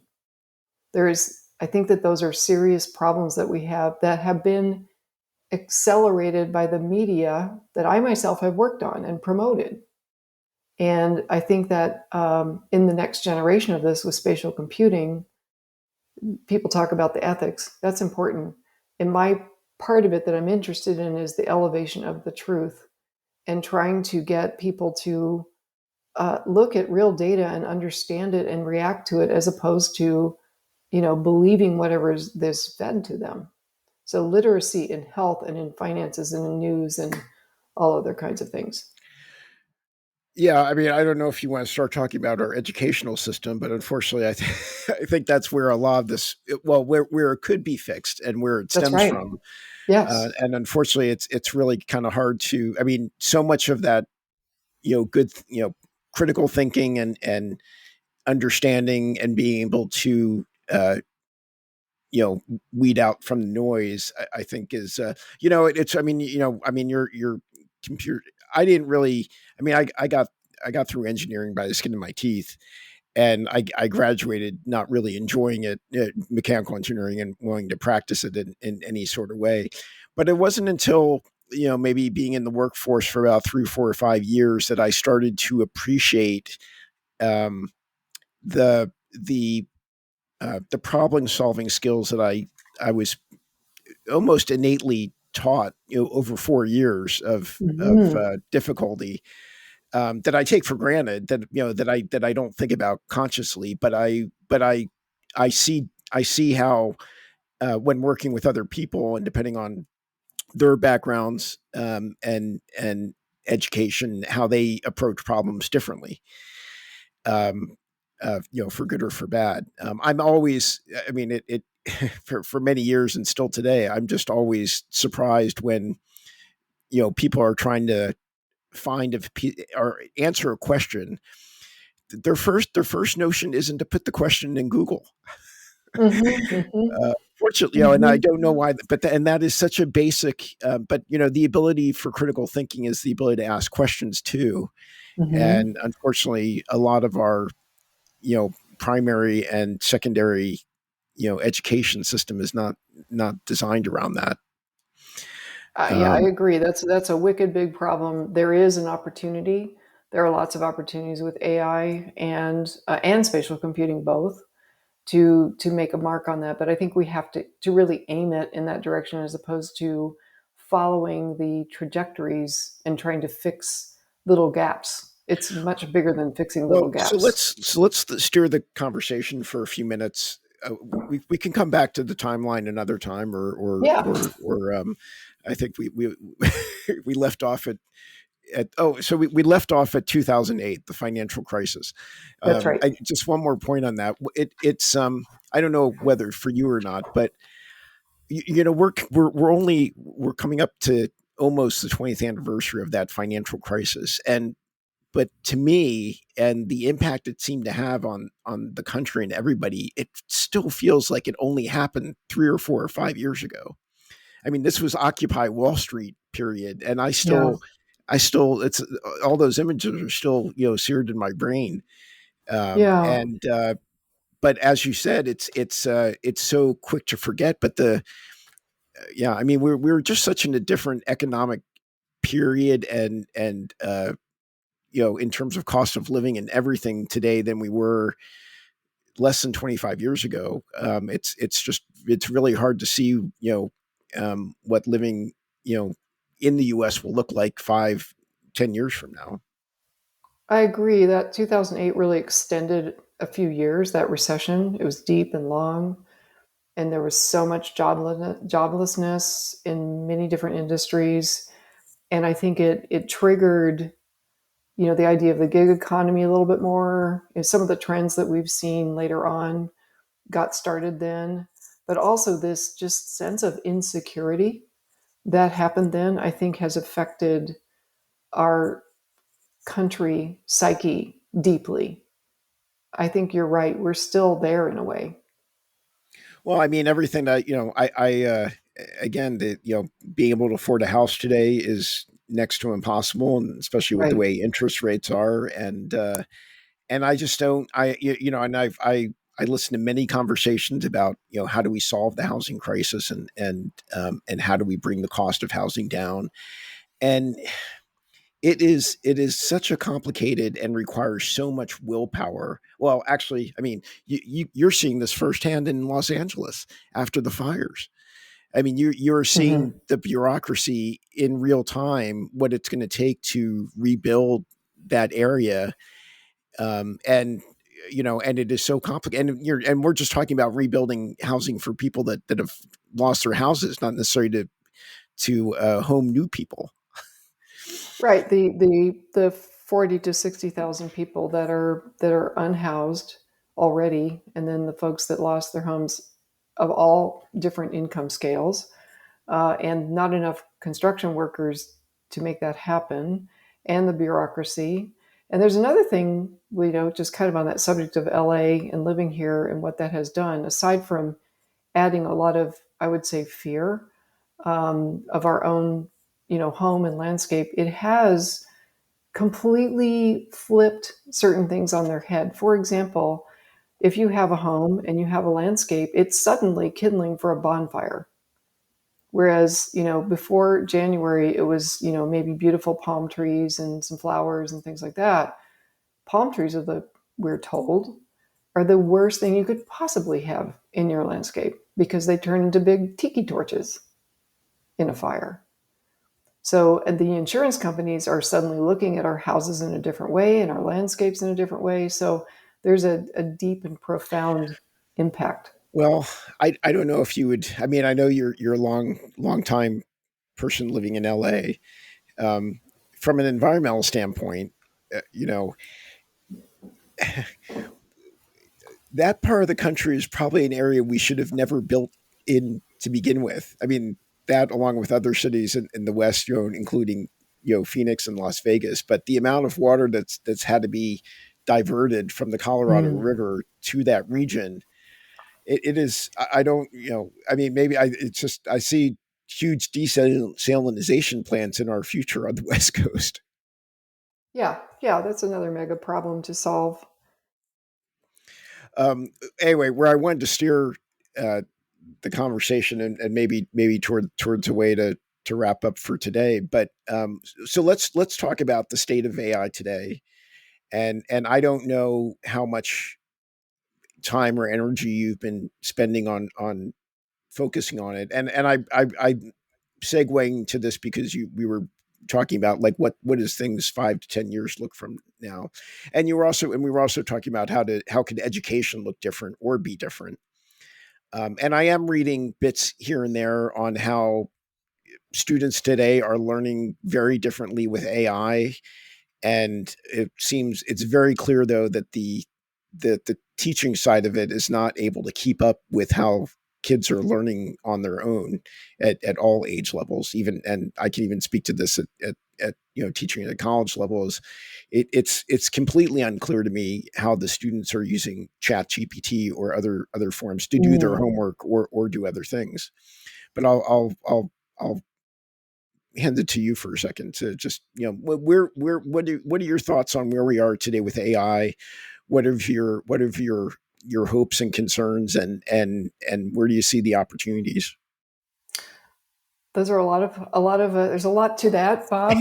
Uh, And you have um, you have 30 seconds. No, at no, 30 seconds, I right? no. Yeah. I think, it's having impact on everything. It is kind of like the wave that the internet caused, only much larger, because it's closer to us, it's closer to our, emulating the way that it appears to emulate the way that humans think, although the way it's actually working is, somewhat different. And I think, if you I do tend to break it down by, what are the problems and what will the impact be on those problems. Um, Two of my areas of interest are healthcare and then education, maybe secondarily for me.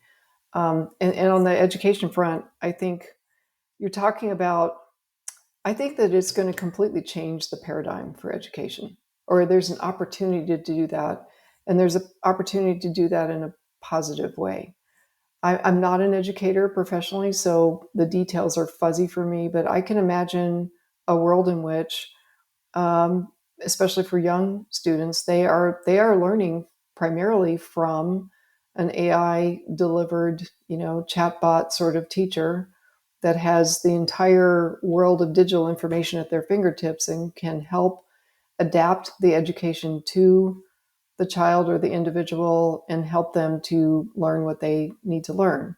Can I, Um, let me ask you a question because you're one of the few people I know with a very very deep computer science background, and who learned how to do things with assembly language, right. um, and because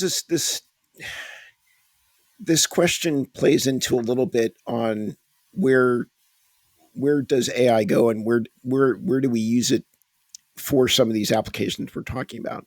But from your understanding, and again, I don't know how much time you've maybe spent trying to understand the current research and how things and how the large language models are working. But do you think AGI is everything that everyone is raising so much money towards?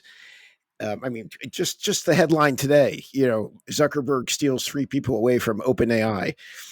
Um, that that is something that we are going to achieve, that will be achieved, and or is it something that is a hyped up pipe dream that either they've all drunk the Kool-Aid and think we're going to get to this computer system that is going to be able to think and invent on its own, or are we just going to have a highly glorified um, knowledge transfer platform?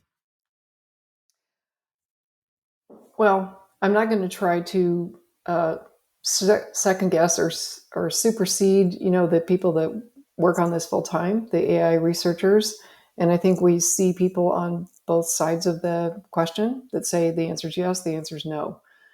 So I think the real answer is that nobody actually knows, or people think they know, but I don't think we really know. And I do think that what actually will happen is somewhat mitigated by what politicians and businesses decide to do with it. I regret that it's not human centered and not problem driven. If I could, be queen of the world, I would say, can we focus on some things that we want to solve? Can we have AI that solves things that we want to do as opposed to what it can do?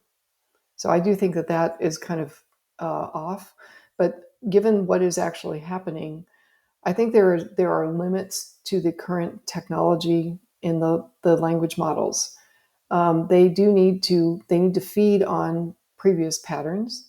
Now, I can imagine combining them with expert systems that might give them a semblance of creativity. So I'm not one of the people that says it will never do X, Y, Z. I think there is no never here.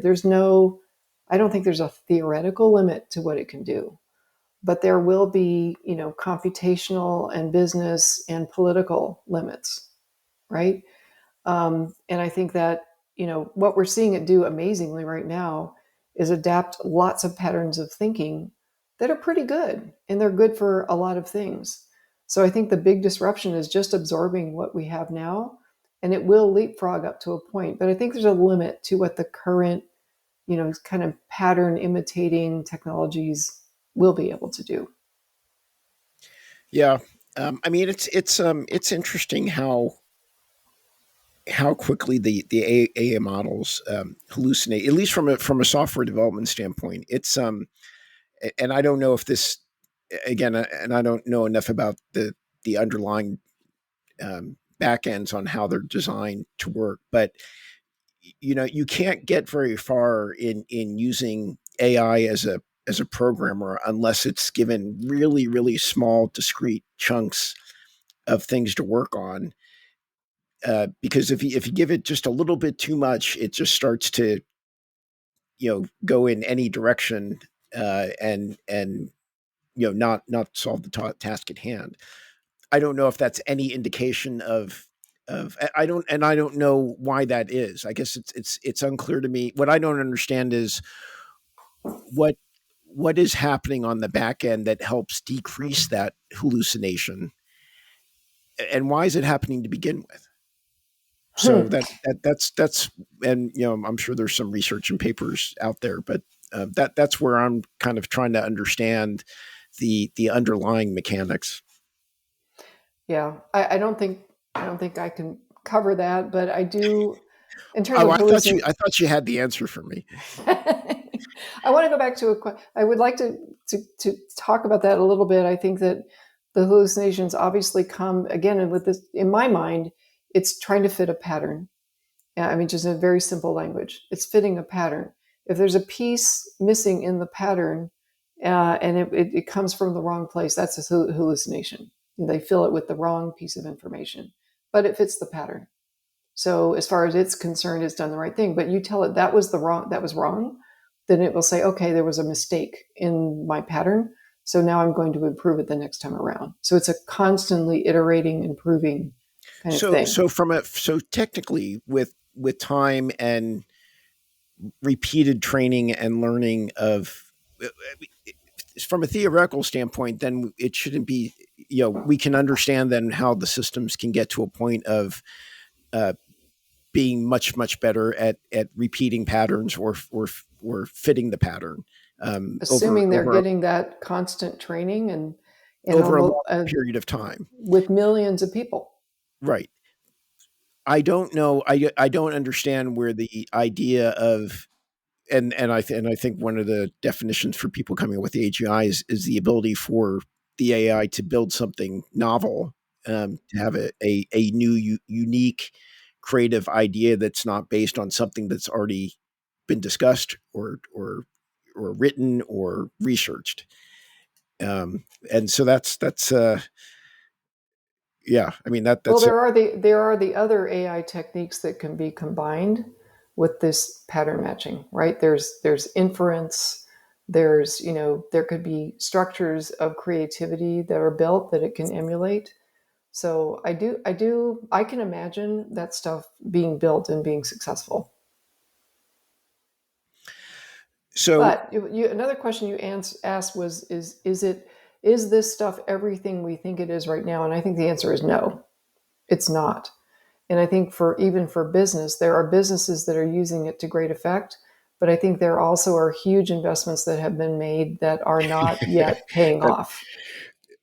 because people were scared and feel like they need to start investing so they don't get behind. But Scared and when inspired. I once you mean, get I mean, we it's what's not that? just fear. It's not just fear. It's also, wow, if I could take advantage of that in my business, that's going to be huge. So I think there are businesses where they're seeing the results of that. There are jobs that are being disrupted or potentially disrupted. There are companies that have laid off people in anticipation of the benefits before they actually got them. So there's all this mix of things going on. But I think with every technology, you don't just put it in there and it works, right? It has to be integrated into workflows and has to be supported by the company. There's just a lot of things that have to happen before you have full productivity. So if you had the power to have your the dream job or the dream project that you could start working on tomorrow, VR related, AI related, military related, healthcare, combination of all, is there something specific that you would love to start putting more time into to try to help solve or come up or find a solution for? Yeah, I think one of the themes that I've been thinking about, and I gave a paper about that at your conference, IVRA, was this idea of the hero's journey in healthcare, and that's kind of a buzzwordy way to say it, but the idea that the individual can make a big impact on their own outcomes in healthcare, but tied to something I talked about earlier, there's also a lot of illiteracy, health illiteracy in our country and in the world. So, how can you be a good advocate for your own health if you don't understand the data that you're seeing, if you don't understand the impact of pills or vaccines or food? There's stuff we don't know, but there's stuff we do know that people just don't accept or don't understand. So, the combination of those two things, combating the health illiteracy and using the new immersive and AI technologies to help people advocate for and participate more in better outcomes for themselves. Those are things I want to work on. That sounds very abstract, but in my talk No, we did cite some examples of where patient education and mental therapy and even physical therapy can be realized in a 3D kind of environment that really helps you to move along in your path. I don't know whether to go in this direction or not. I wanted to ask, if you have no comment, say no comment. But um, trying to be as um, unbiased as possible, and just looking at what's coming out and what's being said. I do see, at least from my perspective, I'm not saying he has everything right, um, but RFK is kind of trying to approach healthcare, at least in the United States, from that perspective, and from people taking better care of their own health and being better educated. Do you see that, or do you think he's making a complete mess of the system versus trying to reinvent it? I think both of those things are going on. Honestly, I think some of the stated objectives, of Maha are, I can really get behind them. I agree with people being better educated. I agree with people eating better food. I agree with using natural remedies where they make sense. What I don't agree with is abandoning the 100 years worth of research, data based healthcare that we have. To abandon that is tragic. I mean, people will die because of that, and people will be ill. Let's just take what's going on with measles right now. Whatever you think about vaccines, they can prevent people from getting measles. And I was reading the other day an article about little children in Texas, the ones who didn't die, but they got really, really ill. It's a terrible illness. Why put them through that? So I feel strongly about science, data, repeatability. That's what science has brought to us. And I feel abandoning science is going back to the Middle Ages. So, yes, let's take more responsibility, but let's also have science literacy. Yeah, I agree. I mean, I'm not nowhere near, an expert, even highly educated on autism, but it does seem like the it's the same problem with you know Ritalin or any other half dozen drugs that have been overly prescribed, or um, people, I don't it we just the number of people that are diagnosed with autism has like gone off the scale from 20-25 years ago. That's And right. is that because physicians or psychologists or psychiatrists have lowered the bar on how they assess, and how they decide? That's what seems really unclear on why those numbers have increased or not. And that it has nothing to do with vaccines. Um, I can understand, and I can put myself in the people's shoes of those that have concern about, and who's children have high autism and feel like maybe it was related to vaccines. Um, you know, I mean, I do well. I mean, COVID's a whole separate discussion. Let's not go down that road right now. But I think the way we managed it as a rollout in the United States, I don't think was to the benefit of the entire nation. Yeah, um, it's an interesting thing. I think that some people get confused that science, knows the truth. And I really think science is about discovering the truth, and there's always more to discover. We never know everything. And so that's part of the, I think, challenge is helping all of us, including myself, understand that, okay, this is a fact that we know of today based on science, but it could change when we discover even more. And I think a great example of that is, um, in the food area. That information continues to change as we get more research. Maybe 40 years ago, it was a good idea to eat margarine. That was going to help you with your right, heart, and that was right, hydrogenated, you know, hydrogenated oil, which we've now found is really deadly for your heart. And now then the advice becomes, well, eat butter or eat, unsaturated fats. It has, and this is part of what has confused people. And we need to help everyone understand that science is going to tell us what we know today, but we also can find out later on that maybe some of these things were wrong or incomplete. well, and this is the problem with the misinformation, and I think it's I mean, the devil is really in the very, very minute details. I mean, I think when we start looking at these things, you can't you can easily uh, overestimate or assume that based on factor A, B, and C that this is the reason for this happening. But then you have to go into factor A, B, and C and look at factors 1, 2, and 3 of factor A. Yeah. There are so many small things, and then without any proper studies or and I do think there's been a I hope one of the things he's able to help clean up is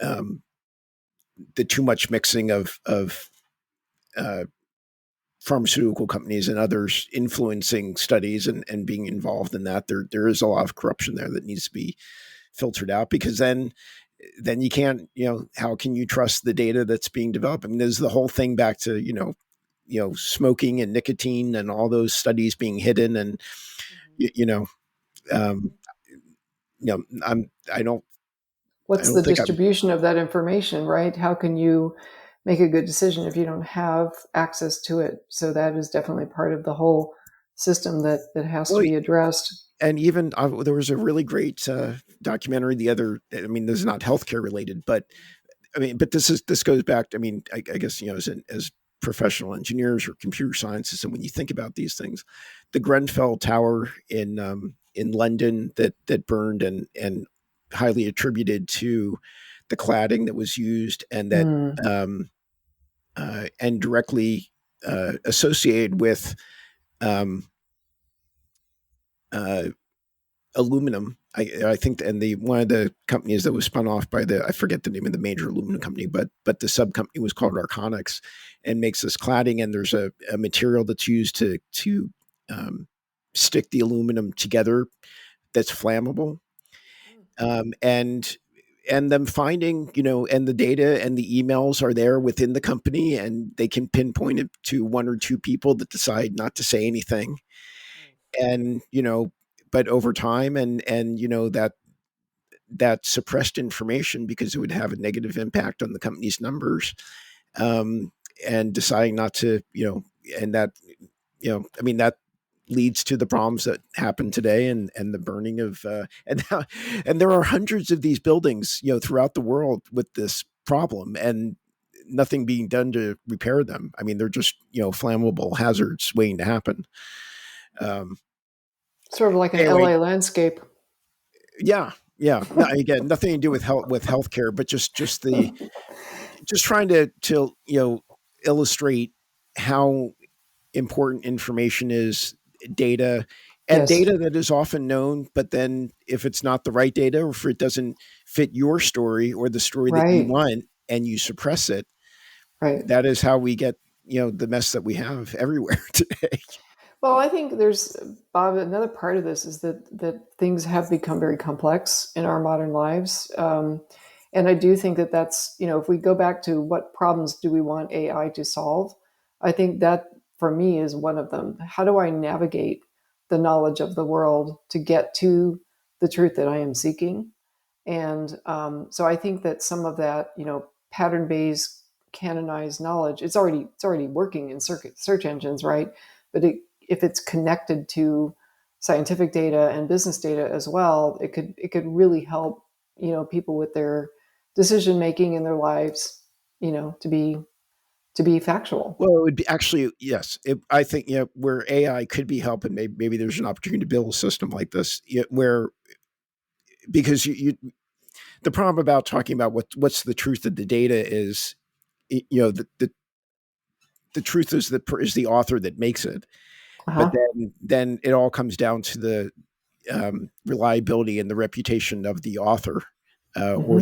or the companies involved and in producing the data or the study, and who's behind it. So, but where AI could help is trying to is identifying where there are inconsistencies among the reputations or reliabilities of those sources. That I mean, it all comes down to which source do you trust, and that source is based on their own background and experience, and what they've done in the past, and is it reliable? Right. And for 2025, the advice is question the answer. Yeah, well, that should always be the well. But this goes back to again, if unless we well, this again, I think almost all of our ills could be solved with proper education Hmm. of people growing up, because if you teach that um, uh, critical thinking, questioning method early, it the rest can take care of itself. but Right. once people are set in their ways, or just think and learn in a different manner, it's really really hard to change that. And Just as earlier on, just like there's it's just hard to some change habits. basics. What's that? There's some basics too, though, just learning to read. The average American, I think, has an eighth grade reading level. Yeah, that's hard to imagine. That's just hard to Why is even that? comprehend. I don't know. I don't know where those numbers come. Well, I mean, why is it? Is I mean, there's probably a hundred reasons, um, but you would think that these would be the most important issues that our electorate and our politicians would worry about. But again, I mean, it's all the same. I mean, I'm sorry, not to be being a pessimist, but it's the same problem with our national debt, and everyone is focused on the short term, and they'll be long dead by the time someone has to deal with it. So Right. And there's many reasons I didn't go into politics. So my lens is what can technology do? You know, yeah, yeah, and again, it depends on who the programmer is, Who right? has it? It can It do so damage. the programmer can be in charge of what the truth looks like. So That's you then right. you've got to question the reliability of the programmer and their That's right. intention. And that's why, well, and I think that's why we have so many concern. I mean, you also, well, yeah, big tech now has a little too much influence and sway over popular opinion, Hmm. AKA the truth.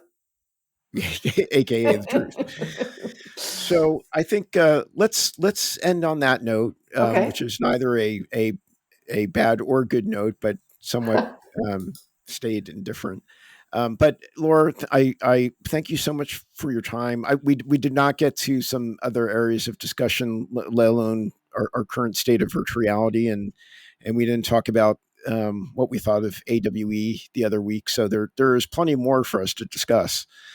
Um, and maybe we bring somebody else into discussion, or we'll just have a part two. But thank you so much for your time, and I've learned a lot about you that I did not know before. just as I have with others through this process. And I hope you enjoyed it. Well, Bob, thank you for sticking with this and being a patient listener and being interested. That's rare when people, really look into your backgrounds. So I appreciate that. Appreciate the opportunity, and I look forward to seeing what happens with all this material. Laura, thank you. Okay. All right. Goodbye.